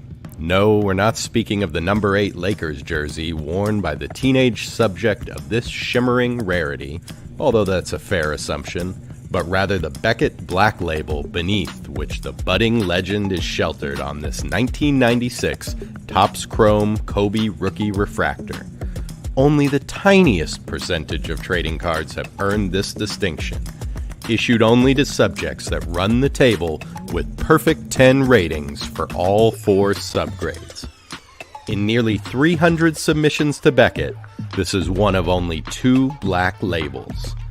But certainly, anybody in the market for this Black Label Black Mamba is well aware of the staggering improbability and the heightened significance that comes from this issue's status as the first to present parallel refractors. It's the same sort of convergence of talent and product debut that made the 1952 Topps Mickey Mantle a hobby icon. There are 3 PSA 10s for the Mick, but only 2 of these. And this one finds a new owner on August 27th. We're at the break there. Tony, tell the people what happened. We just got 2 more bids on the Mickey Mantle card, so right now it's at $7 million. We weren't excited at all when it happened. So 8.4 with the juice right now. For some context, the number 2 sports item of all time, the 1888 Modern Olympics Manifesto bylaws, is 8.8 million. So creeping up on that right there. But just saw a great video about that Kobe Rookie Refractor Black Label. We also have a Kobe Gamer in the auction, a 2009 Kobe Bryant NBA Finals worn warm-up jacket. Great look here and very significant finals for Kobe, of course, winning it on his own in 09 and just in dominant fashion. So during the 09 finals, he averaged 32.4 points, 7.4 assists, 5.6 rebounds. This made Kobe the first player since Jerry West in 1969 to average at least 32 and 7 in a finals series, and the first since Michael Jordan to average 30 points, 5 rebounds, and 5 assists for a title-winning team.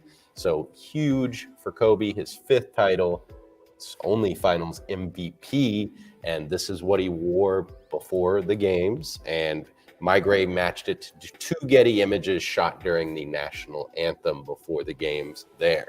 So incredible Kobe Gamer, obviously Kobe material rising up the charts, and this is a very unique one.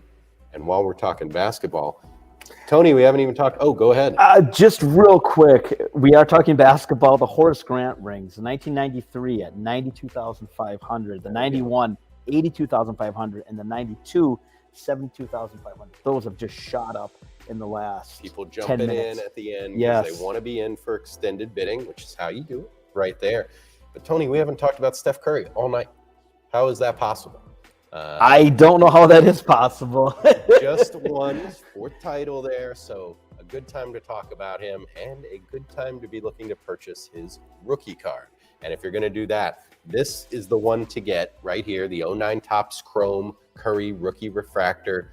It's a PSA Gem Mint 10, Tony. You know it is if it's in Platinum Night. So he just got his 4th championship, his first Finals MVP, to go along with 2 regular season MVPs, 8 All-Star appearances, All-Star Game MVP. Oh, and he holds the records for most threes all time and most threes in a season.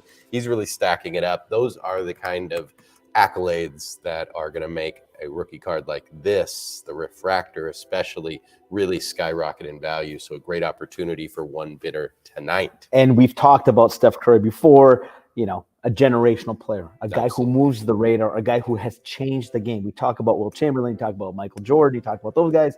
Steph Curry changed the way the game has been played, and he's a guy that is he's really easy to cheer for. He really is. And if you're going to talk about top tier athletes, let's see. We got from Chris Bierenbach. Gents, how about that Wilt 100-point game ticket? Biggest historical NBA feat ever. Let's talk about that ticket while we got people asking about it. Grail ticket here. Gorgeous yellow blazing in this stub. This stub was in the room when it happened. I just love how they would play a doubleheader. Yes. You know, it was, I mean, the NBA wasn't quite the NBA that we love and know today. Back then, they would play doubleheaders. The Globetrotters they had games sometimes, and, you know, staged as well. And yeah, this game was at Hershey, Pennsylvania. Wasn't in New York. It wasn't in, you know, one of the big, you know, wasn't in Philly. It was at Hershey, Pennsylvania, and in front of 3,500 people maybe. Right. Although 50,000 people. 50,000 people were there. But it was about 3,500. People just didn't hold on to tickets as often back then, and you rarely see these stubs come up. And I'll say this, so great item. We also have a program from the Wigwam. That game, the Wigwam program with Wilt on the cover, of course. So if you're into that unique moment in history, we've got it tonight. And while we're talking about history, Serena Williams. So she announced she's going to be retiring not too long after the next event. We've got an incredible Serena rookie card. Tennis and those outside the top four sports, their material has really been going up, and especially Serena material. Yeah, and you know, I was talking to some consigners this week, and we were talking about, you know, how, you know, golf stuff has gone up incredibly well, has really gone up quite a bit. I think a lot of people think tennis might be the next thing because tennis is a world sport. It's a sport that's been around for a long time. There's a lot of history, and it's, it's different. It's definitely something that it's more of a worldwide phenomenon. And that's one sport where the women, I think, sometimes have more traction than the men do. Yes. I mean, and Serena, of course, is probably the best who's ever played. And 23 Grand Slam final titles, most by any player, male or female.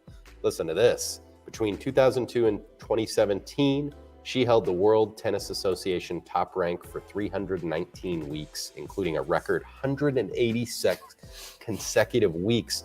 Oh, and 4 gold medals. I mean, she did it all. And this 03 Net Pro International, number 54 out of 100, the 10 auto from the greatest to ever do it, in my opinion, right there. So great opportunity, especially if you're looking to get into those burgeoning areas of sport. I saw it on your face. Tony, what happened? The Wayne Gretzky Gem Mint 10, 665,000. The John Madden ticket, 7,500.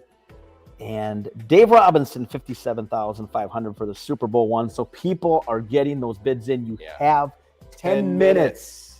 Don't wait till 10:01 because then we can't do anything. Please. So let's talk about an item that is about to go to extended bidding, and talking about those other sports outside the top 4 in America. This is the #1 sport in the world, soccer, or football as they call it. But an incredible offering here. This is the Mbappe rookie card from 2018.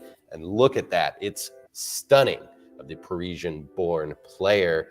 From 2018, a year that would see him become the youngest Frenchman to score a World Cup goal and just the second teenager to score a goal in the World Cup final. Who's the other teenager that scored a goal in the World Cup final? Pele? Pele nailed it, 17 years old. I know my soccer. So there was 9 different limited edition color variants in the 2018 Panini Prism World Cup issue. There's blue, which was numbered out of 199, to black. And then the gold prism is the 3rd rarest, numbered out of 10, with this being number 3. And of those, this is one of only 2 that is a PSA Gem Mint 10. He is going to be a huge name on the international stage for a long time, and a big player in the World Cup coming up not too long from now. So a great opportunity to jump in for one bidder to get one of his finest rookies that exists. You still have 9 minutes. All right. Tony, let's talk some basketball cards. You've been all over these signed cards tonight. Yes, absolutely. I think, we talk about Michael Jordan and, him being the greatest of all time and everything. But his autograph has just really, really gone up over time, and he hasn't done a signing in probably 10 years. And he ain't going to do it. I don't think he's ever going to do another one. And this one is the Nike promo. I absolutely love this card. It was, of course, featured on posters. Probably millions of kids had this poster as a kid. This is the Nike promo, but what takes this one way up over the edge is it is autographed. And, Jordan is just so tough to get to. He did do Upper Deck, but then the only other really way to get him was at either a golf course or the flight camp. And that was pretty much the only chance you had of getting to him. And this one here, just an absolute gorgeous photo. You got the Chicago skyline. You've got the early Air Jordan. Just an incredible signature. And he signed it in right dead center in a great, great spot. So and really I can tell cool. You what's so great about that one in one word? Jumpman. There it is. That's the logo that changed the world on that card. Also, what year is that card from? 1985. 85. So the 86 Fleer would be after. Oh, that. Very good. Very good. Yes. As they say. All right. I just thought I'd throw that Thanks out for there. dropping that knowledge, Mike. That's very good. Are there any cards you want to talk about for Michael Jordan that are even earlier than that 85 promo and thus earlier than the 86 Fleer? The one that is gaining quite a bit of traction now, the 1984 Star Company Jordan, and this is technically his first card, his first, his rookie card, and now they are being graded by PSA. So a lot of people think, yeah, exactly, and I think a lot of people are really buying these up, and then it's going to add quite a bit because now they're going to be in the population report for PSA. This one here is an 8, and it was the top card of the set in the bag. So a lot of times those, they were sealed, but a lot of times they would get dinged, and centering, of course, is always an issue on these. This one here is graded 8 by Beckett, right now 23,000, and I love how Charles Oakley is also prominently featured on this card. My favorite player of all time, Charles Oakley. Big Charles Oakley fan as well. And then one of Jordan's best friends, actually, too. So anyways, it's a great card. And this card, I think, is set to really go up in value quite a bit because, again, they are being graded from another company, PSA. And I think this is one that a lot of people are targeting. And, there's another group of items, another genre of collecting that's really moving up, magazines and programs. And we have the finest offspring of Sports Illustrateds ever. So let's talk about those for a second. My favorite, there it is right there. The 1963 Sports Illustrated, Muhammad Ali's first of many covers. He held the title. I was going to say he had the title for the longest time. Until Jordan. So he was on 39 covers. 40 covers total, 39 after this one. This one, he was June 10th, 1963, promoting his fight with Henry Cooper in London. You got Big Ben over there. It's a great image. That's what a lot of people are coming around on the magazines, and especially the Sports Illustrated. The covers are hard. And you remember them. We weren't alive to remember this, but we remember the covers from when we were alive. This one, only 4 have graded higher. So an amazing example, and it doesn't stop there. What SIs do you like, Tony? What? I'm sorry. I'm watching the bid board come in, and what's going on in the bid board? For me, it's hard to concentrate, anyways. Yes, it's very true. Very true. Johnny Bench game used jersey, 22,000, 45,000 for the Kobe Bryant credentials. Ozzie Smith game used bat, game used 9, 4,700. And I've never seen an Ozzie Smith bat. I think I did the write-up on that. I think I did 1,000 or 1,200 as an estimate. That just tells you where the bat market is going. Some incredible growth on that. No, but on the Sports Illustrated, you're right. I mean, I remember every week it was a big deal to who's going to be on the cover of Sports Illustrated. The story I will always tell about graded publications, I had to be talked into taking these in. I remember a guy telling me in the early days of grading Sports Illustrated, he said, "Tony, trust me." And I said, "Who's going to want this?" Magazines have changed. They have changed considerably, and now you're seeing that market just grow and grow and grow. The one here that I'm going to talk about, the LeBron James, the Chosen One. This was a huge deal when this came out. Yes. A high schooler featured on Sports Illustrated. People lost their minds. What are they putting a high school kid on for? The pressure that's going to be on this kid now. And he probably won't live up to it. No. And this one here, the really cool thing, there's no label. So this was a newsstand edition, which of course is the coveted of LeBron James covers. It's got to be the newsstand edition. It is, yes. And this one here, 9.8. So right off the bat, it's quote gem mint. $7,500. And if you're going to collect any LeBron James publication, that's the one you're going to want. Yeah, and if you're going to collect a Mickey Mantle publication, this is the one you're going to want. 1956 Sports Illustrated cover, classic image. It was 3 months into the 56 season. Did he have a good year in 56? I think he did okay that year. Yeah, he did. So they called it the year of the slugger. It says right there, nice prediction because he'd win the Triple Crown with 353 average, 52 homers, 130 RBIs, and the MVP. And he helped the Bronx Bombers win another title after a 2-year drought. 2 years of the 50s Yankees not winning the World Series? Say it ain't so. I can't believe that. Are you sure? And then the Sports Illustrated cover debut of the guy most people are comparing to Mickey Mantle. This is Mike Trout's debut cover in a CGC 9.8. It's from August 27th, 2012. Pop for none higher, of course, at 9.8. It's got white pages and no wear whatsoever. If you're a Trout collector, this is the best SI issue you could get of his right there. Tony, what do you got over there? You're looking at the bid board. I'm looking at the. I'm sorry. I'm trying to concentrate, guys. I'm sorry. This is just. This is what we're here for. Okay. What do you got? So I can what's just hit happening? refresh. Yes, you can. $5,750 on Ozzie Smith, $57,500 on the 2014 Patriots ring. Yogi Berra game used All-Star bat. Joe was talking about it earlier. You know how those All-Star bats are so limited. That's at $40,000 right now. I think we need to bring him back to talk about the hitting characteristics of Yogi Berra, because or maybe we just have him do a weekly show about it. And yeah, sorry, Joe, we're throwing more stuff on your we're plate. offering your That's how services it is here. at Heritage. Sorry about that. You sign up for one job and then they pile the rest on. Tommy, that ever happened to you back there? Anyway, we've been talking about signed cards, and there's some. You mentioned the Thurman Munson. The Thurman Munson, yeah. I mean, this one here, you know, just to find any of the Munson card signed is a true challenge, but to find his rookie card signed, I haven't seen another one that I can. I do not think we have. Yeah, and I mean, this one here, 9,000 right now.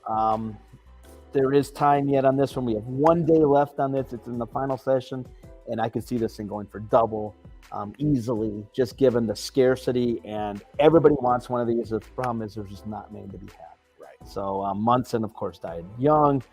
Wasn't the easiest guy to get to sign something. True. And his rookie card, again, people didn't really think to get that kind of thing signed. So really cool piece on that.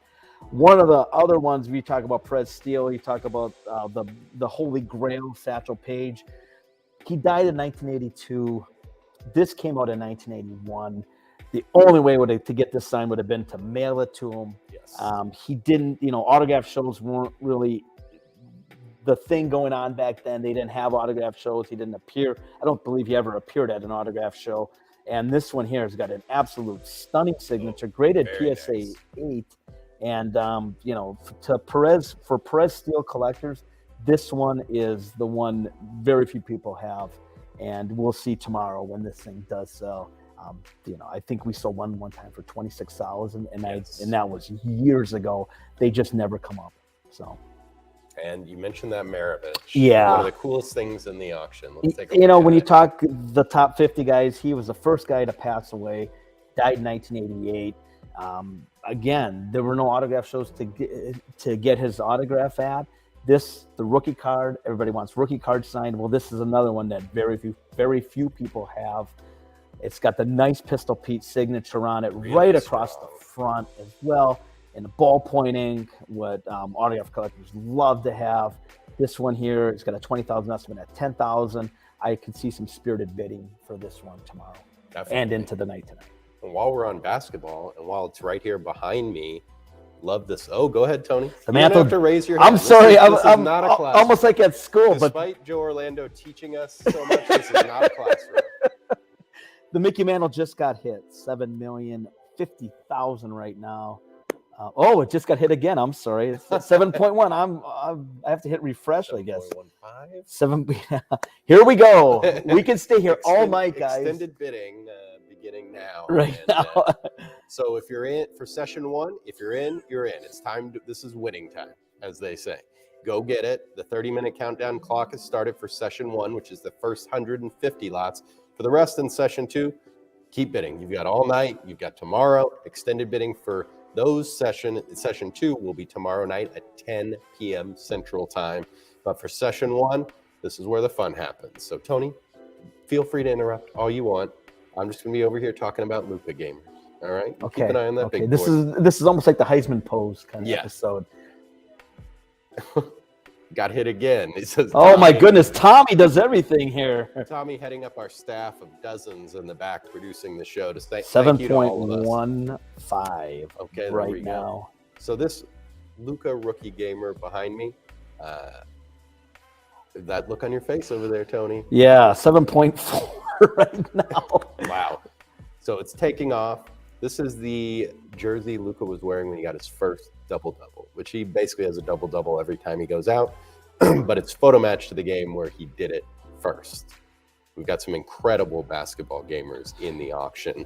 And the thing on him is you don't see a lot of Luka gamers out there. Yes. He's not a guy that you see a lot of his game used jerseys. And I was just talking to one of the elite sneakerheads in our industry, and he was telling me how Luka sneakers he collects sneakers.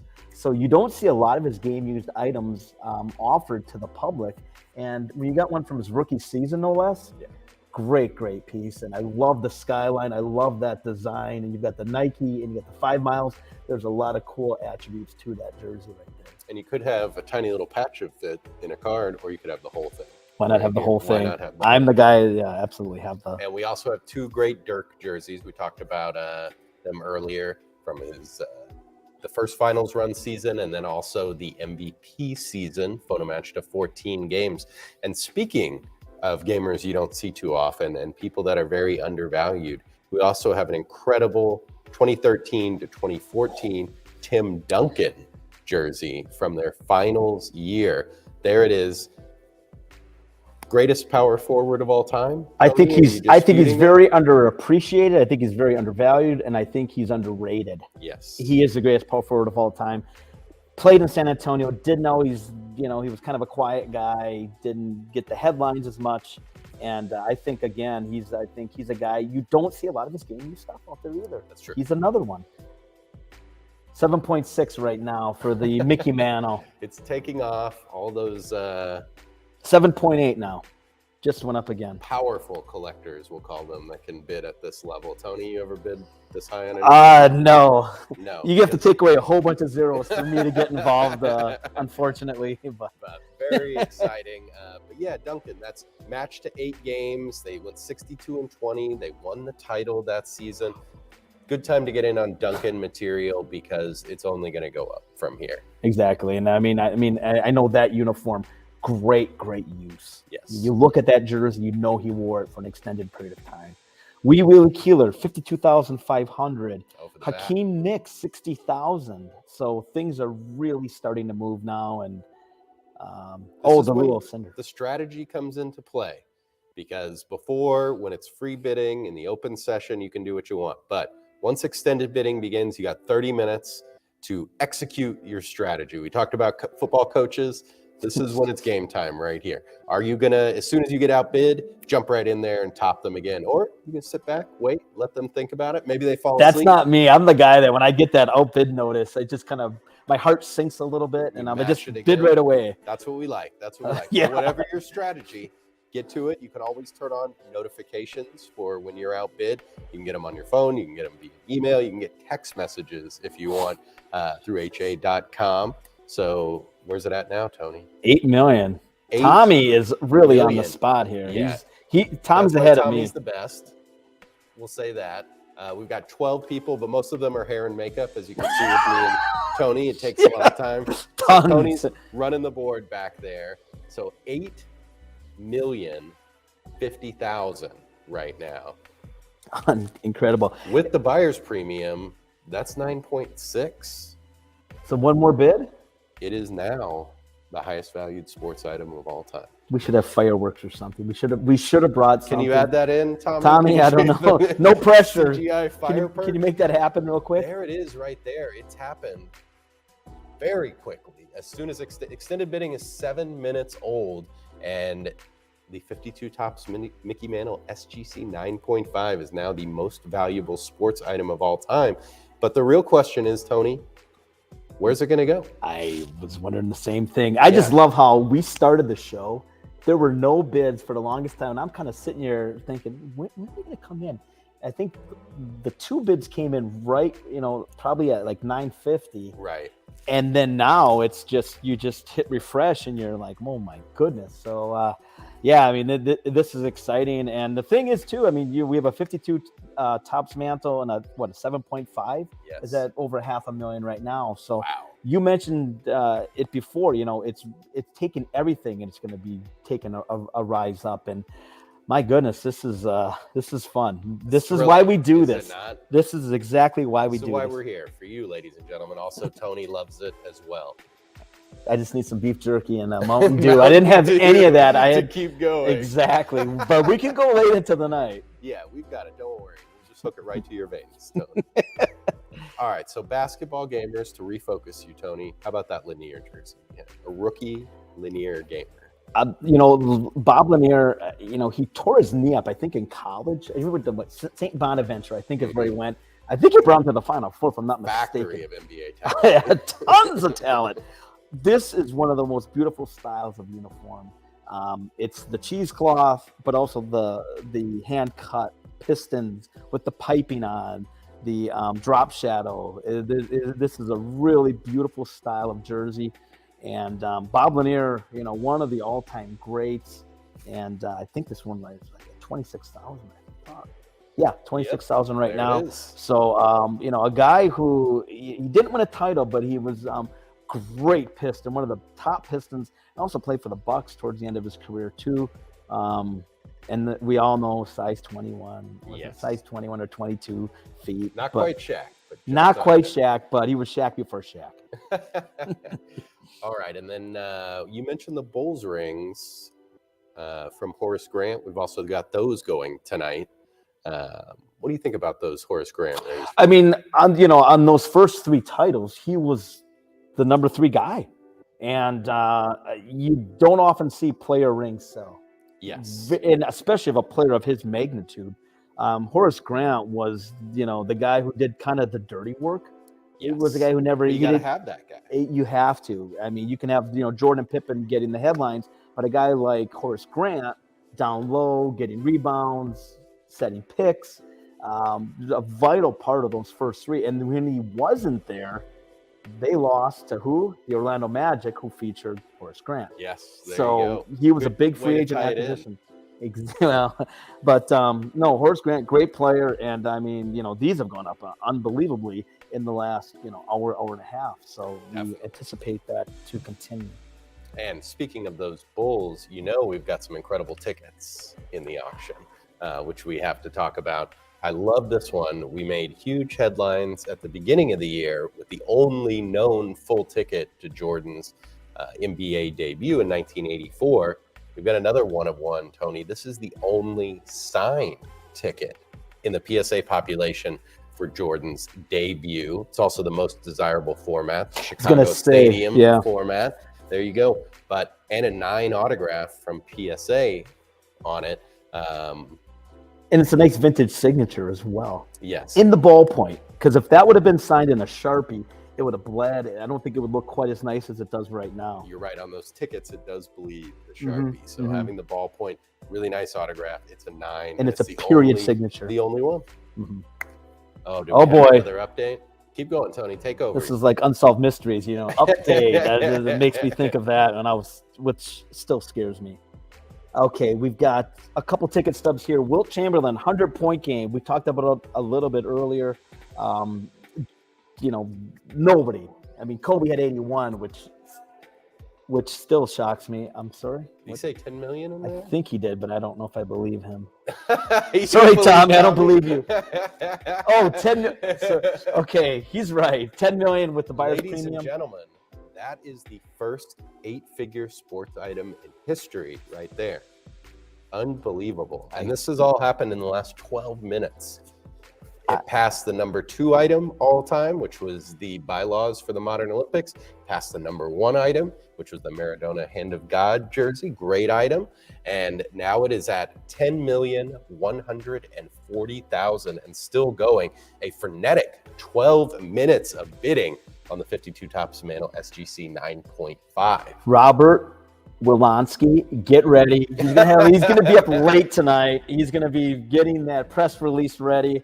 Maybe even into tomorrow. So, and I'll tell you what, right now he is at the Kessler Theater, a Dallas iconic venue, at a show. But he said as soon as it's done, he's gonna check out. I'm sure he's checking it out on his phone. It just got hit again, 8.5. Wow.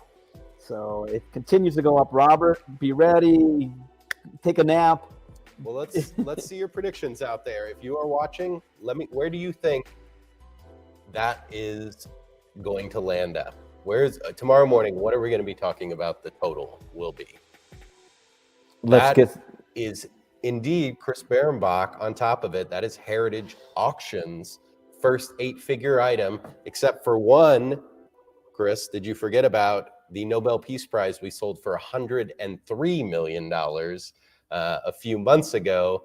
That one all going to charity to the Ukrainian, the UNICEF Ukrainian Children's Relief effort. So a great item there. But yes, as far as items that are not for charity, it's Heritage's first 8-figure items. A lot of people in a certain department at Heritage probably thought it was going to be a coin. That was going to be the first thing to do that. Very proud to have it be a sports item and the first sports item of all time to hit 8 figures. So where do you think it's going to go, Tony? My number has been between 15 and 16. No, you're looking. Has been my number for a while, but I mean, we had this conversation at the National quite a bit. Yes. And, I mean, I've heard it up as much as 20 to 25. But this is just, it's a level that I remember when we'd get $100,000 item, it's still a big deal in my opinion. Now we're getting to, the million, now 10 million. It's just, it's incredible to see the growth of this industry. It really is. And I never thought we would see the day where you'd have a $10 million item sell in an auction. And that's the thing that it's great for the whole industry. Exactly. You're right. So, it blows the top off what the top end is for a sports item, what things can do. It's like the Randy Moss, that it takes the top off and then everything else can move up and get its own area to breathe. So a great moment for the entire hobby in sports collectibles, and just showing what it is capable when you have these premier items and the finest of items out there for auction. I think the thing is too, this is becoming more and more mainstream. 20 years ago, it was collectors that would drive this up to a certain extent, but now you're starting to get bidders that, they're not just collectors; they're involved in other things, and the money has just gotten to a point now that it's not just dealers and collectors anymore. And now it's opened up to more worldwide bidders and everything too. So it's incredible. Moguls, that's what you're talking about when you're talking about 8-figure items. 8.6. Just got hit again. Come on, Tommy. You're slipping, buddy. Just kidding. He's doing a wonderful job back there.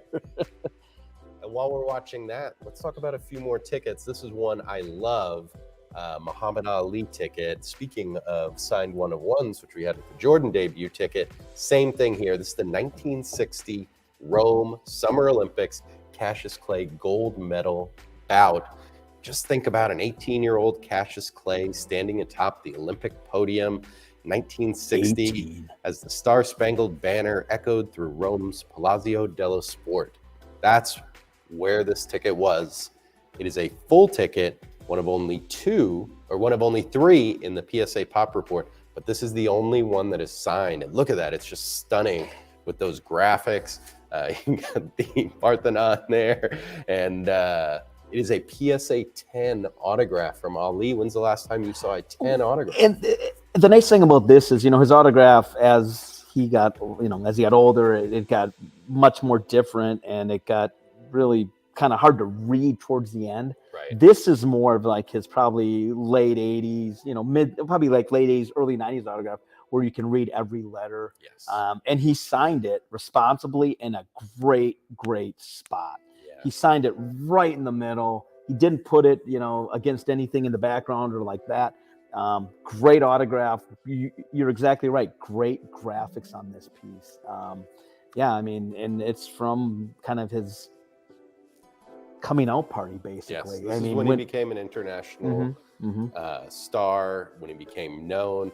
And, when tickets have had a huge year and really a big coming out party for them. And this is why, just the graphics, it all comes together. It's very aesthetically pleasing. When you've got it on display, people say, what is that? And that one's huge. It's a oversized It's ticket. A bigger ticket, and I just love it in the slab, and I love how he signed it and where he signed it too. Yes. So, and one more ticket I want to talk about, but then we'll go back to the bid board. Another one-of-one ticket. Can you believe that, Tony? This is the 1958 World Cup debut of Pele. We talked about Pele earlier, mentioned it. He was not yet 18, but representing Brazil in Sweden's 1958 World Cup. He would step between the lines of a World Cup pitch for the first time, June 15th, 1958, to change the most popular sport in the world forever. He played against the Soviet Union. It's the last contest of the group stage. So some interesting notes about Pele's debut there. Fellow Brazilian superstar Vava scored both goals in that game, 2-0, but Pele assisted on one of them. They would be a dominant pairing for a long time on the Brazil national team. But interesting note, because the leaders of the Brazilian Federation did not allocate jersey numbers for the players, FIFA did so and assigned the numbers to all the players. So he was randomly assigned 10. That was the first time he wore it. And 10 has become the most iconic number in soccer because that's what Pele wore. So that's a story on how he got his it's number. The 7. FIFA randomly assigned it. It could have been 9. It could have been 13. It could have been anything. But he got 10, and that was the first time he wore it. He went on to score 6 goals in that World Cup, including a hat trick against France and 2 in the final to win the final, 17 years old. This is his debut ticket. This is a PSA X5. It's the finest known. Pop 1, none higher, right there. And there can't be many of those even ungraded. Yes, out there. because it's a little larger ticket and it is really thin paper. Those World Cup tickets from 1958. So very few even exist, and the ones that do are in horrible condition. Let's go back to the bid board. Back to the bid board. Wee Willie Keeler, 70,000. Wow. Hakeem Nicks, 65,000. Sadahara 60,000. 8.7 million for Mickey Mantle. Jeez. The Gretzky Gem Mint 10, 712,000. Incredible numbers across the board right now. And Eric Dickerson, 32,000. I don't think there's been a Dickerson jersey that's approached that. Yes. So you're seeing just great prices, of course, in this sale. The Platinum Night, where people, kind of wait and hold on to their items for this. Hold their water and then let it go. Exactly. So we're going to take a quick break, and then we'll come back, update you on the mantle and other things on the bid board. And then we're going to talk about some of the amazing collections we have in session 2, which closes tomorrow night. Play for the Yankees. 3-2. Cummins drop deep to left field. Going back George. Looking up. See ya. 3,000. To call baseball talent prognostication an imperfect science is an extreme understatement. For every Lou Gehrig and Mickey Mantle that has been harvested from the vast acreage of America's sandlots, there have been hundreds, thousands of next big things that never made it big. This provides proper context for understanding just how remarkable, how improbable, how truly beautiful it is when the fairy tale actually does come true. Dick Grosh knows the feeling well. 31 years ago, he was sitting in the bleachers of a high school ballpark in Kalamazoo, Michigan, watching a skinny kid named Derek Jeter. This collection focuses on that last great New York Yankees dynasty, to date, that Mr. Grosh and Mr. Jeter helped build. The Dick Grosh collection includes unique items from his career spent building the Bronx Bombers, including his first scouting report on Derek Jeter, an incredible item that marks the first page of the captain's legendary career in pinstripe. Find the perfect item for your collection on August 28th. A remark.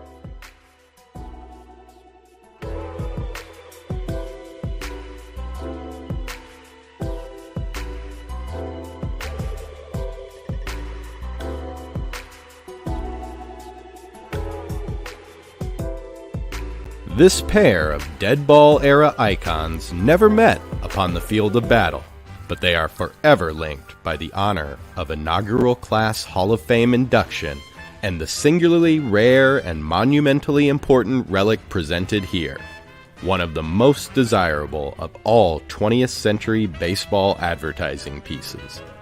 The massive size and cardboard construction found the original population of such advertising signs facing 2 strikes against them for any hopes for enduring survival.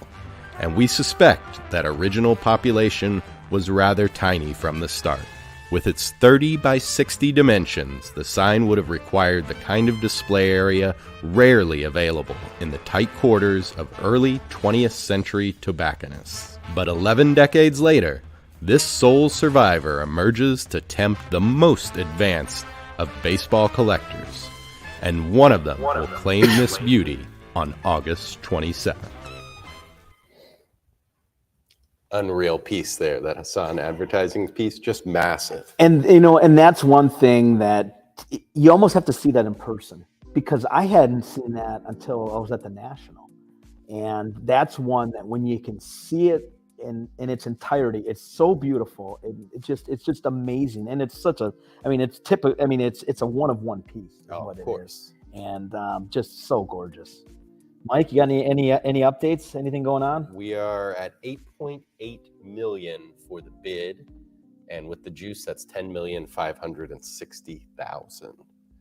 So those increments are picking up a little bit once you cross 10, cross 10 million. That 10 million? Sports collectors are now finding out we're in uncharted territory here, ladies and gentlemen. What about a cut bid? Can you do the? Yeah, no cut bids. Mike, you're not going to let them have one cut full bid? increment. Let's go full increment. Okay. Oh, there we go. They want to see the back. There it is. So yeah, Dick Grosh. He is the Yankee scout who discovered a little player named Derek Jeter.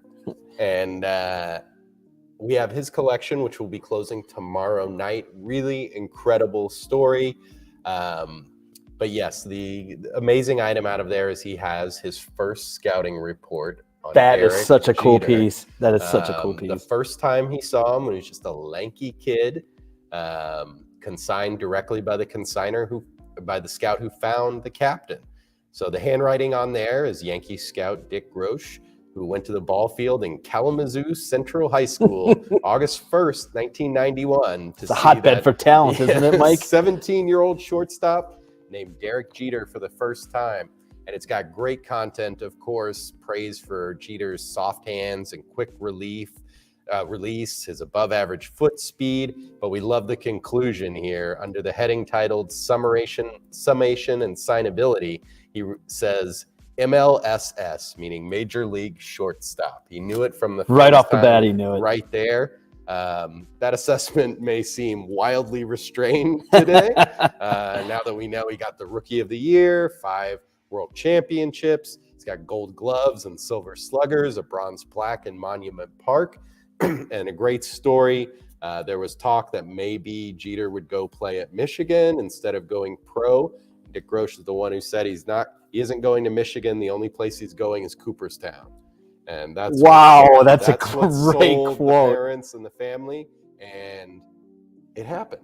As that video said, scouting is not an exact science, and usually it does not work out, but it is a beautiful thing when it does, and it did in spades. And this is the first page of Derek Jeter's story in pinstripes right here, the first time he's been seen by the Yankees. So huge piece there, and he's got some incredible items from his career signed with baseball. the Like the second signed baseball. So we sold the first signed baseball. This is the second baseball Derek Jeter signed when he was officially a Yankee right there. As Dick Grosh says, the day after the 92 draft, I had a dinner engagement with the Jeter family, welcoming Derek to the Yankees. That night at dinner, I had Derek sign the first 2 baseballs as a drafted player of the Yankees on official league balls.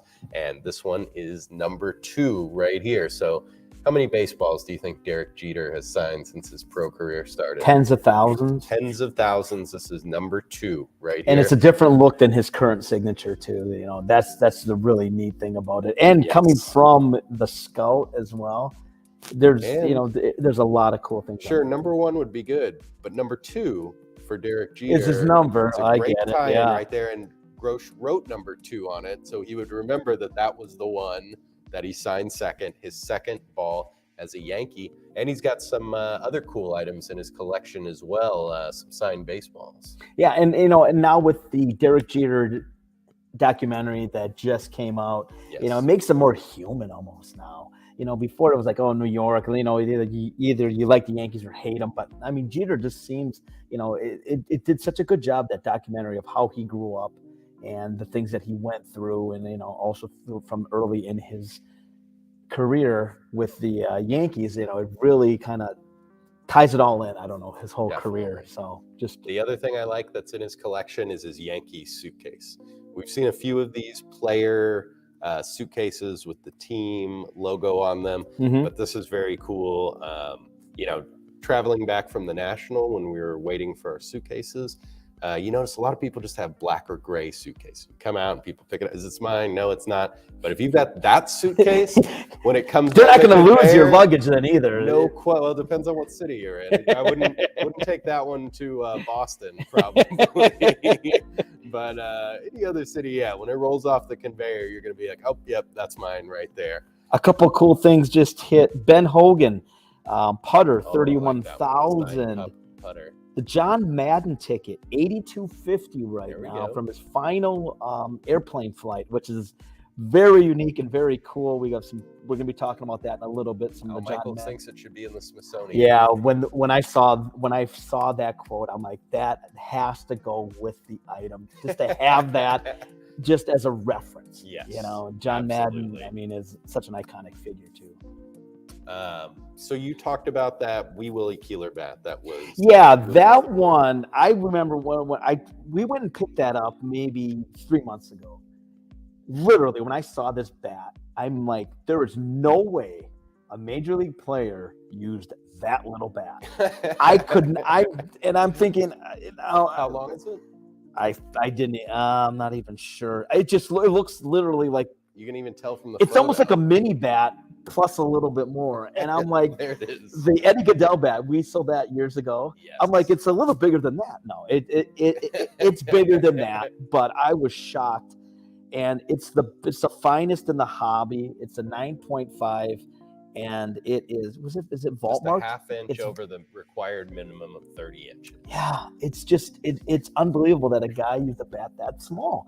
And Keeler, there's very few bats of. Oh, yeah. And this one, because it's side written, vault marked, it's the best of the best. And this thing is coming to market at the right time. Yes. It really is, with the explosion of the game used bats.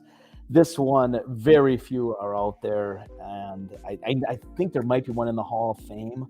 But other than that, it's just a bat you never see, and you got the best of the best. So 70,000 right now, and who knows where it might go, especially with today's market. And another cool item, the Johnny Bench jersey that you Yeah. mentioned earlier. So what's the story behind that? Johnny Bench, I mean, this one here, it's SGC Superior. So that's, of course, the best of the best. And Bench is, when talk of the greatest catcher of all time, he is at the top, if not the number one catcher of all time. And, to find a really good example, one of his game-used jerseys, difficult to do. This one here shows great wear. And right now it's at 22,000, but the era that it's from, 1974-75, the Big Red Machine. And when you look at those Reds jerseys, the big oversized name on back really makes these stand out. And this one here, like I said, great use. It's SGC Superior. So great piece. One of the finest knits that you could own. Very cool piece.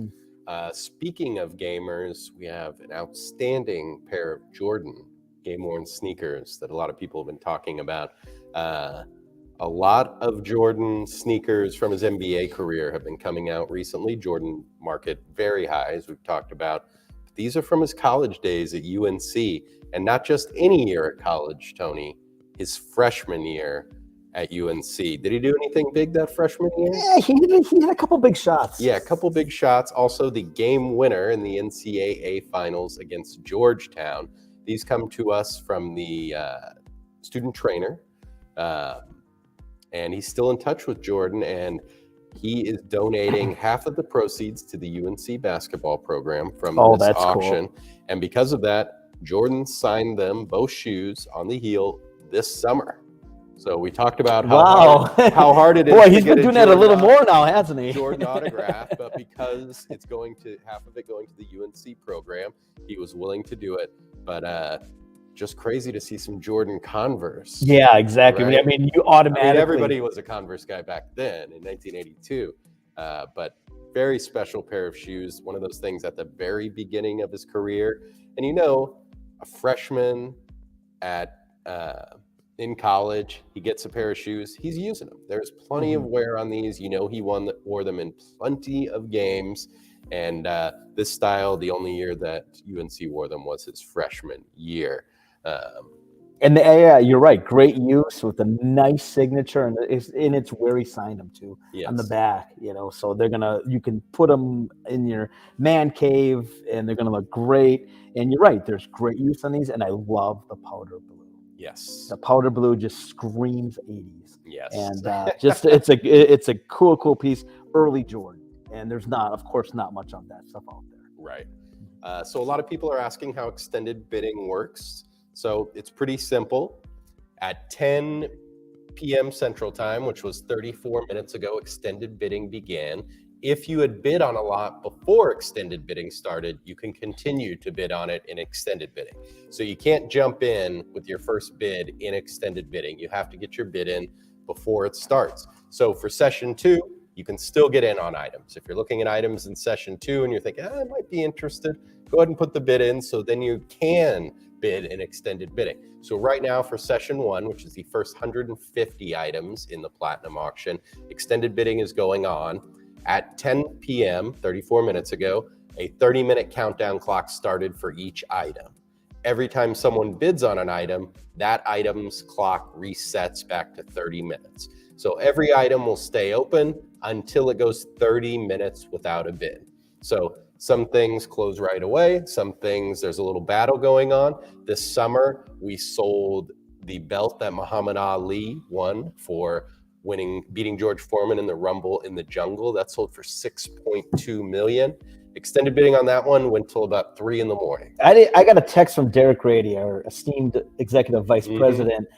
I think it was like 8 in the morning, and he sent me a screenshot, and I'm thinking, what? I had to. I believe it was at about 700,000 when extended bidding started, and it went till 3 in the morning and ended up at 6.2 million. I was shocked when I saw that number. It can happen.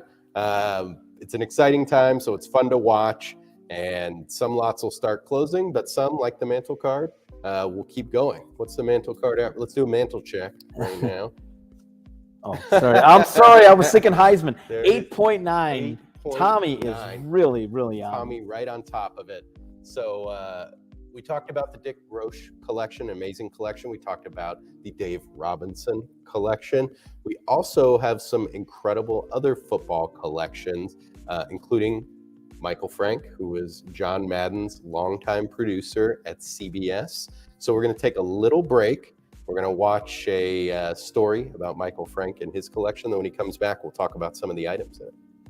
To John Madden, there was only one way to play the game, and nobody understood it better than that Hall of Fame coach and broadcaster, now immortalized in both the Pro Football Hall of Fame and video game history.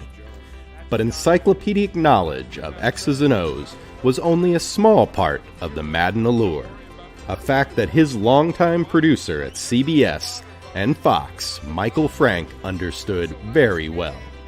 John Madden was beloved of that loud, playful demeanor that made every viewer feel as though they were watching the game with a close friend. For Michael Frank, that was literally true. His collection features some of the precious items he saved from his time with one of the game's most irreplaceable figures. It features numerous items from his years working with John Madden and his involvement with the yearly All-Madden team, as well as a holy grail of Madden mystique, his final plane ticket. Famed for traveling the country in his Madden cruiser due to his fear of flying, this is the ticket that was the beginning for that note of Madden lore. Find the perfect item for your collection directly from one of the men that worked closest with John Madden on August 28th. Very cool. Tony, are you a John Madden fan? Big John Madden fan. Huge. Like I said, I like coaches, and there's not a lot of stuff that you can find of his. You know, he didn't do autograph shows, and when he went in the Hall of Fame in 2006, he didn't come back all that much. So his autograph is pretty coveted. He didn't, of course, he never did signings. If he was nice to fans, but there's not a lot of his stuff out there. Sure. And I think we have one of He them. wasn't in airports. He was not at an airport signing, and that's what makes this ticket, I think, so special and so cool. The hard thing for us was, how do you put an estimate on this? Yes. It's literally, it's a one of one. And you're right. The Al Michaels saying that this piece should be in a museum in the Smithsonian. You add that to it, and he did a game in Tampa Bay, and then he had a flight back to San Francisco with a layover in Houston. He already didn't like flying. He wasn't very comfortable. He had a little bit of a panic attack or anxiety on the first leg of that flight, and he said to himself, if this plane lands and I make it, I'm never getting on a plane again. So it did land in Houston. He got off, said, I'll see you in Frisco. I'm going to figure it out some other way. And he never got on a plane again. So this is the ticket for the back half, the second leg of that flight, the flight he never took. A huge piece of football history there. It's such a cool thing, and I mean, it's Madden, and he had literally had three different sports careers. I mean, football careers. Coach, Hall of Fame coach, one of the all-time great coaches. Of course, as an announcer, and then as a video game maven. So he kind of did everything. Which, good time to mention that our video game department has an incredible offering of Madden video games coming up. See if you're into the sealed and graded variety of video games, which if you're into cards, step right over into that video game department. Also VHS, same thing coming up soon. What else do you like in that Madden collection? Yeah, so I mean, there's some really, really cool pieces. The one that I really liked was there's the actual sketch that he used for the 1987 team. And when I did the write-up on this thing, the one thing that stood out to me, Bo Jackson was on that 87 team. That would have been his rookie season playing in the NFL, I believe. Yes. I think it was. And there's, of course, you think of Madden, you don't think of the most, celebrated. I mean, so there's a couple stains on this piece. It was literally taken from like a tablecloth type thing, and he ripped it off. I mean, that's just so Madden. It is like, I'll so do it right John here. Madden. They're at Morton's or something, and he's like, I'll do it right here. Well, he's having a beer and a steak, and he's scribbling names and everything. It's just it's a really unique item, and it has the names. And I did cross-reference, and yes, the guys who we said were going to be. It was hard to find a copy of that video. But, it's got plays written kind of on it. So just a really cool and unique John Madden piece that was kept, which probably would have been thrown away otherwise. And he also signed it too, which is cool because, I mean, Madden's autograph is pretty coveted right now at $1,000. But I think that one will do even more. This is the one I like, the award. So, Tony, do you think you're tough enough to make the All-Madden No, team? absolutely not. Yeah, I could barely make the Heritage roster here. I'm just thankful to be here. Very few are. So, for those of us who couldn't, this is your opportunity to get an All-Madden Team Award tomorrow night. This is the 1988 All-Madden Team Award. This one was presented to Michael Frank, the producer whose collection this is, and I'd never seen one of these before. Awesome award. It's very heavy, by the way. Double side, very heavy. Okay. It's got the Madden team emblem on the front, and then on the back it has the list of the people who made it. And what I love on the back is the section in the bottom right that says "Just Guys," and I think these are just the add-ons. Two things. Got our Cowboys special teams favorite Bill Bates on there, but then Pat Summerall has made the team for guys. putting up with John Madden, you think, or what? Or just yeah, I guess so. It's got Chris Spielman on there, perfect all Madden team guy playing for those horrible Lions teams. But love this. This would be an amazing display piece to have on your mantle there when people walk. Oh, you made the all Madden team? I didn't even realize. People just aren't going to mess with you. Or great thing to put up when you're at your fantasy football draft to have your All Madden Team Award right there. People are going to question your bad picks if you've got an All Madden Team Award right there. What else do you like in it, Tony? One of the items that's really gone up quite a bit in the last 4 days, Hakeem Nicks Giant Super Bowl ring, Sure. 87,500 right now. Wow. So that one has almost tripled in price in the last 4 days. So that's one to really watch. One of the cool pieces that I really liked, especially after we added the video of this, the torch from the 93, I believe? Yeah, the 1993, the 10th anniversary.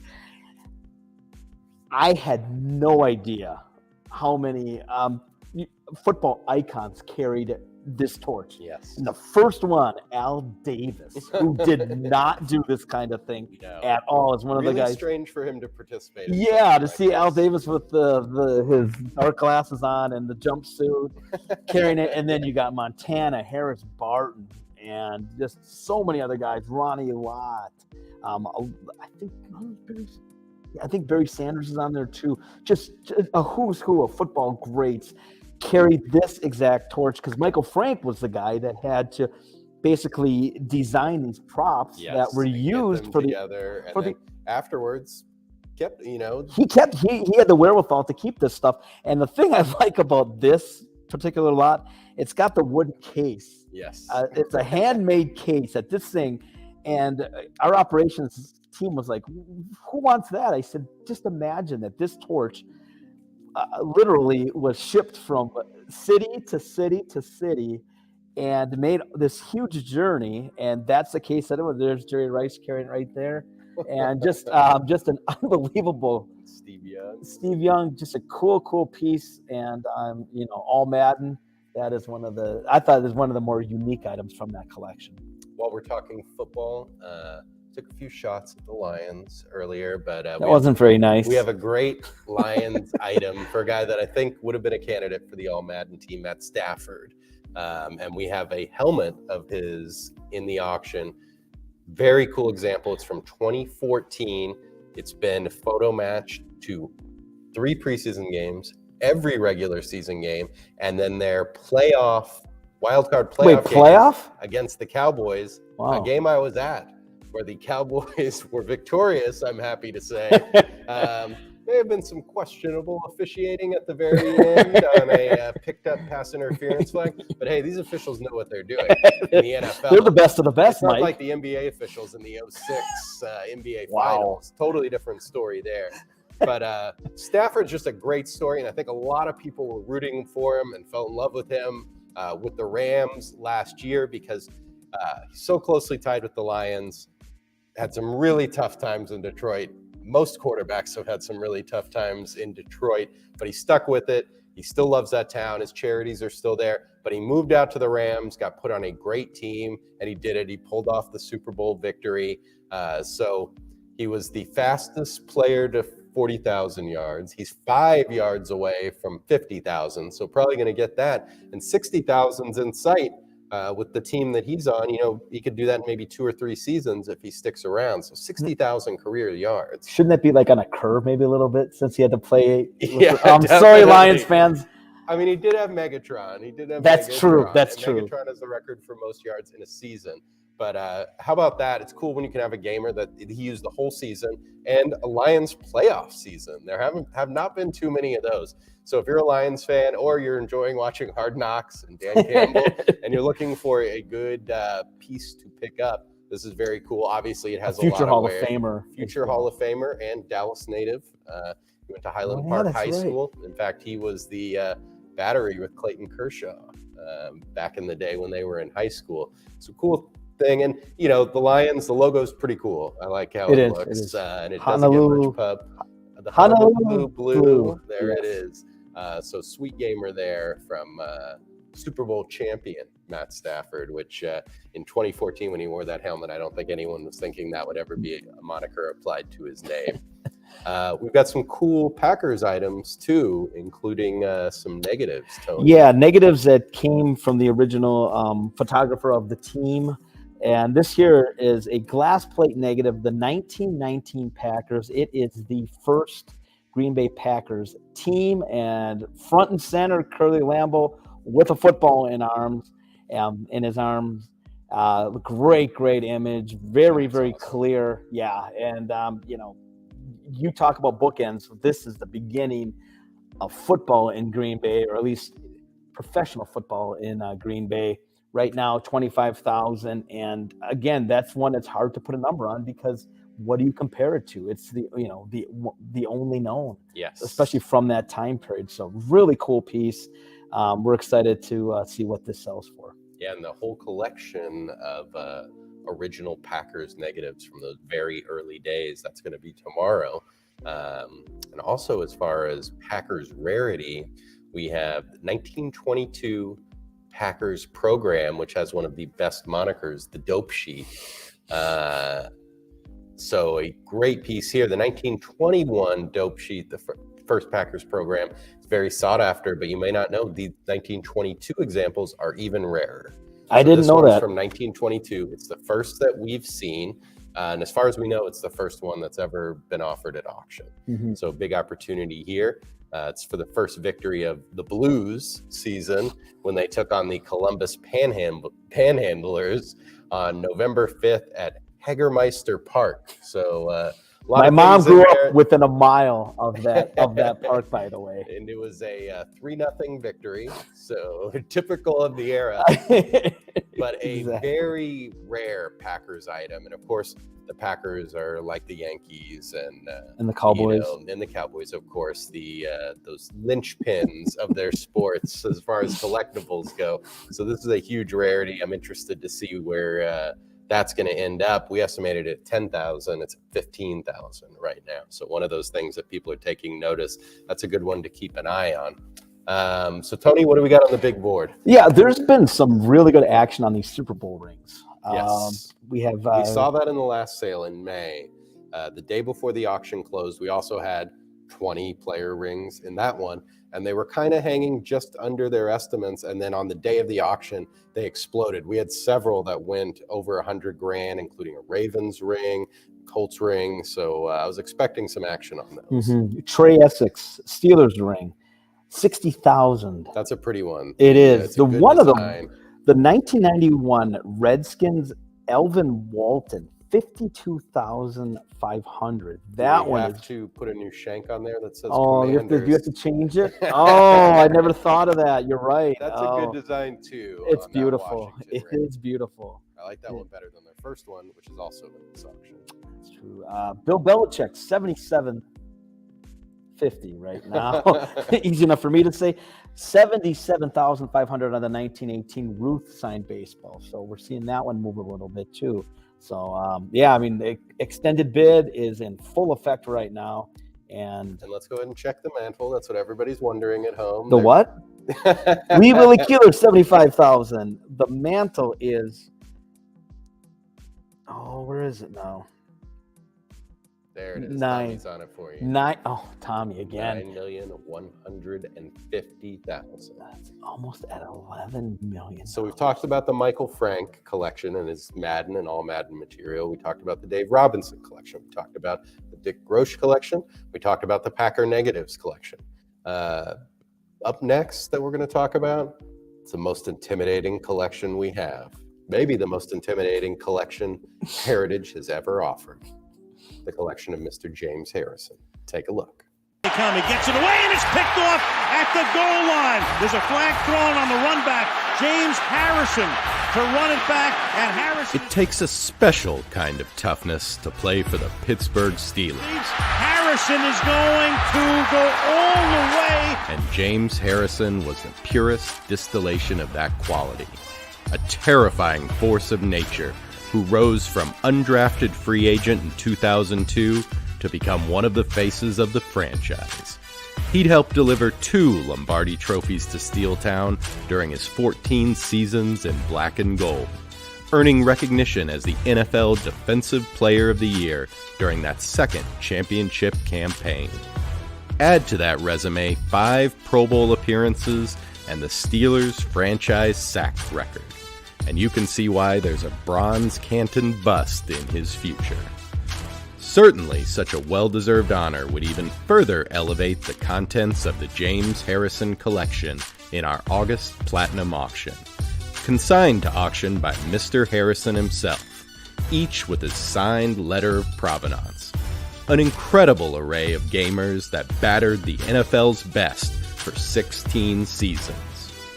Add some intimidation to your collection from the man that terrified NFL offenses his entire career on August 28th. How about that? And Tony, you were part of bringing in that Harrison collection. I wasn't nervous meeting him. I was a little nervous. I remember give him a bear hug? Right I did not give him a bear hug. So I get to his house and I was quiet. I wasn't nervous walking in. He was he looks so intimidating, but he's a really nice guy. The only thing he did is he yelled at his dogs, and I jumped a foot and his dogs jumped a foot too, and his dogs were very well behaved. No, he was a super nice guy, and he did a wonderful job of inventorying his collection and everything, matching everything up. The cool thing about his collection is, he kept the jersey, the pants, the cleats, Sets, the football. Yeah, I mean, he did such a good job. And, the sack footballs have the opposing team's emblem on it because they were on the road. It's making your job easy. He made our job super easy. And his helper, the person who helped him assemble all this stuff, made my life so easy. The way it was inventoried, bagged up, it was just wonderful. And then, when you think of James Harrison, you think of hitting hard, intimidating. Every one of these pieces, great wear, unwashed, signed. He didn't just sign the jersey, he signed the cleats, the gloves, the football, notated everything. Everything's photo matched. Everything is photo matched, and there's a lot of cool styles. There's the home, the road, there's the bumblebee style. Yeah, there's love his that one. Oh, it's just such a great look. There's his first, I think a 2006, the earliest known that he would have kept. And it goes all the way through, and just a wonderful collection. Super nice guy, and it's a lot of fun to get to meet the athlete, because so often in our industry you deal with families after the player's passed, but it's neat to finally get to meet the actual player. And I don't know if Derek Grady was as intimidated as I might have been, but Derek did take a photo with James, and Derek might be a little taller than James. But I'm not saying, but James is probably the widest athlete I've ever met as far as. So two things about him. I did not know he was undrafted until we got this collection. I mean, that's crazy because he's going to the Hall of Fame. How many undrafted people are in the Hall of Fame? He's this Steelers sack leader, all-time sack leader, playoff and regular season, two-time defensive player of the year, champion, Super Bowl champion, Pro Bowls. I mean, he's got it all. That it's wild that he was undrafted. Yeah. And then two, how perfect is it that he went to the Steelers? Exactly. He was made to play for that team. He was just tough and mean and nasty and the premier linebacker of his era. And he got cut like 2 or 3 times by the Steelers, and he just kept coming back. And he was a special teams player who, I think Joey Porter got hurt, it might have been. And then he stepped in and he never looked back. And I mean, that's opportunity at its best right there. Yeah. So which jersey do you like best? I like the bumblebee. It's god awful. It's not, it's a god awful look. It looks like almost something that would be issued in jail, with the stripes and everything. But that being said, it's so ugly. It's so ugly that it's beautiful, I guess you could say. I don't know.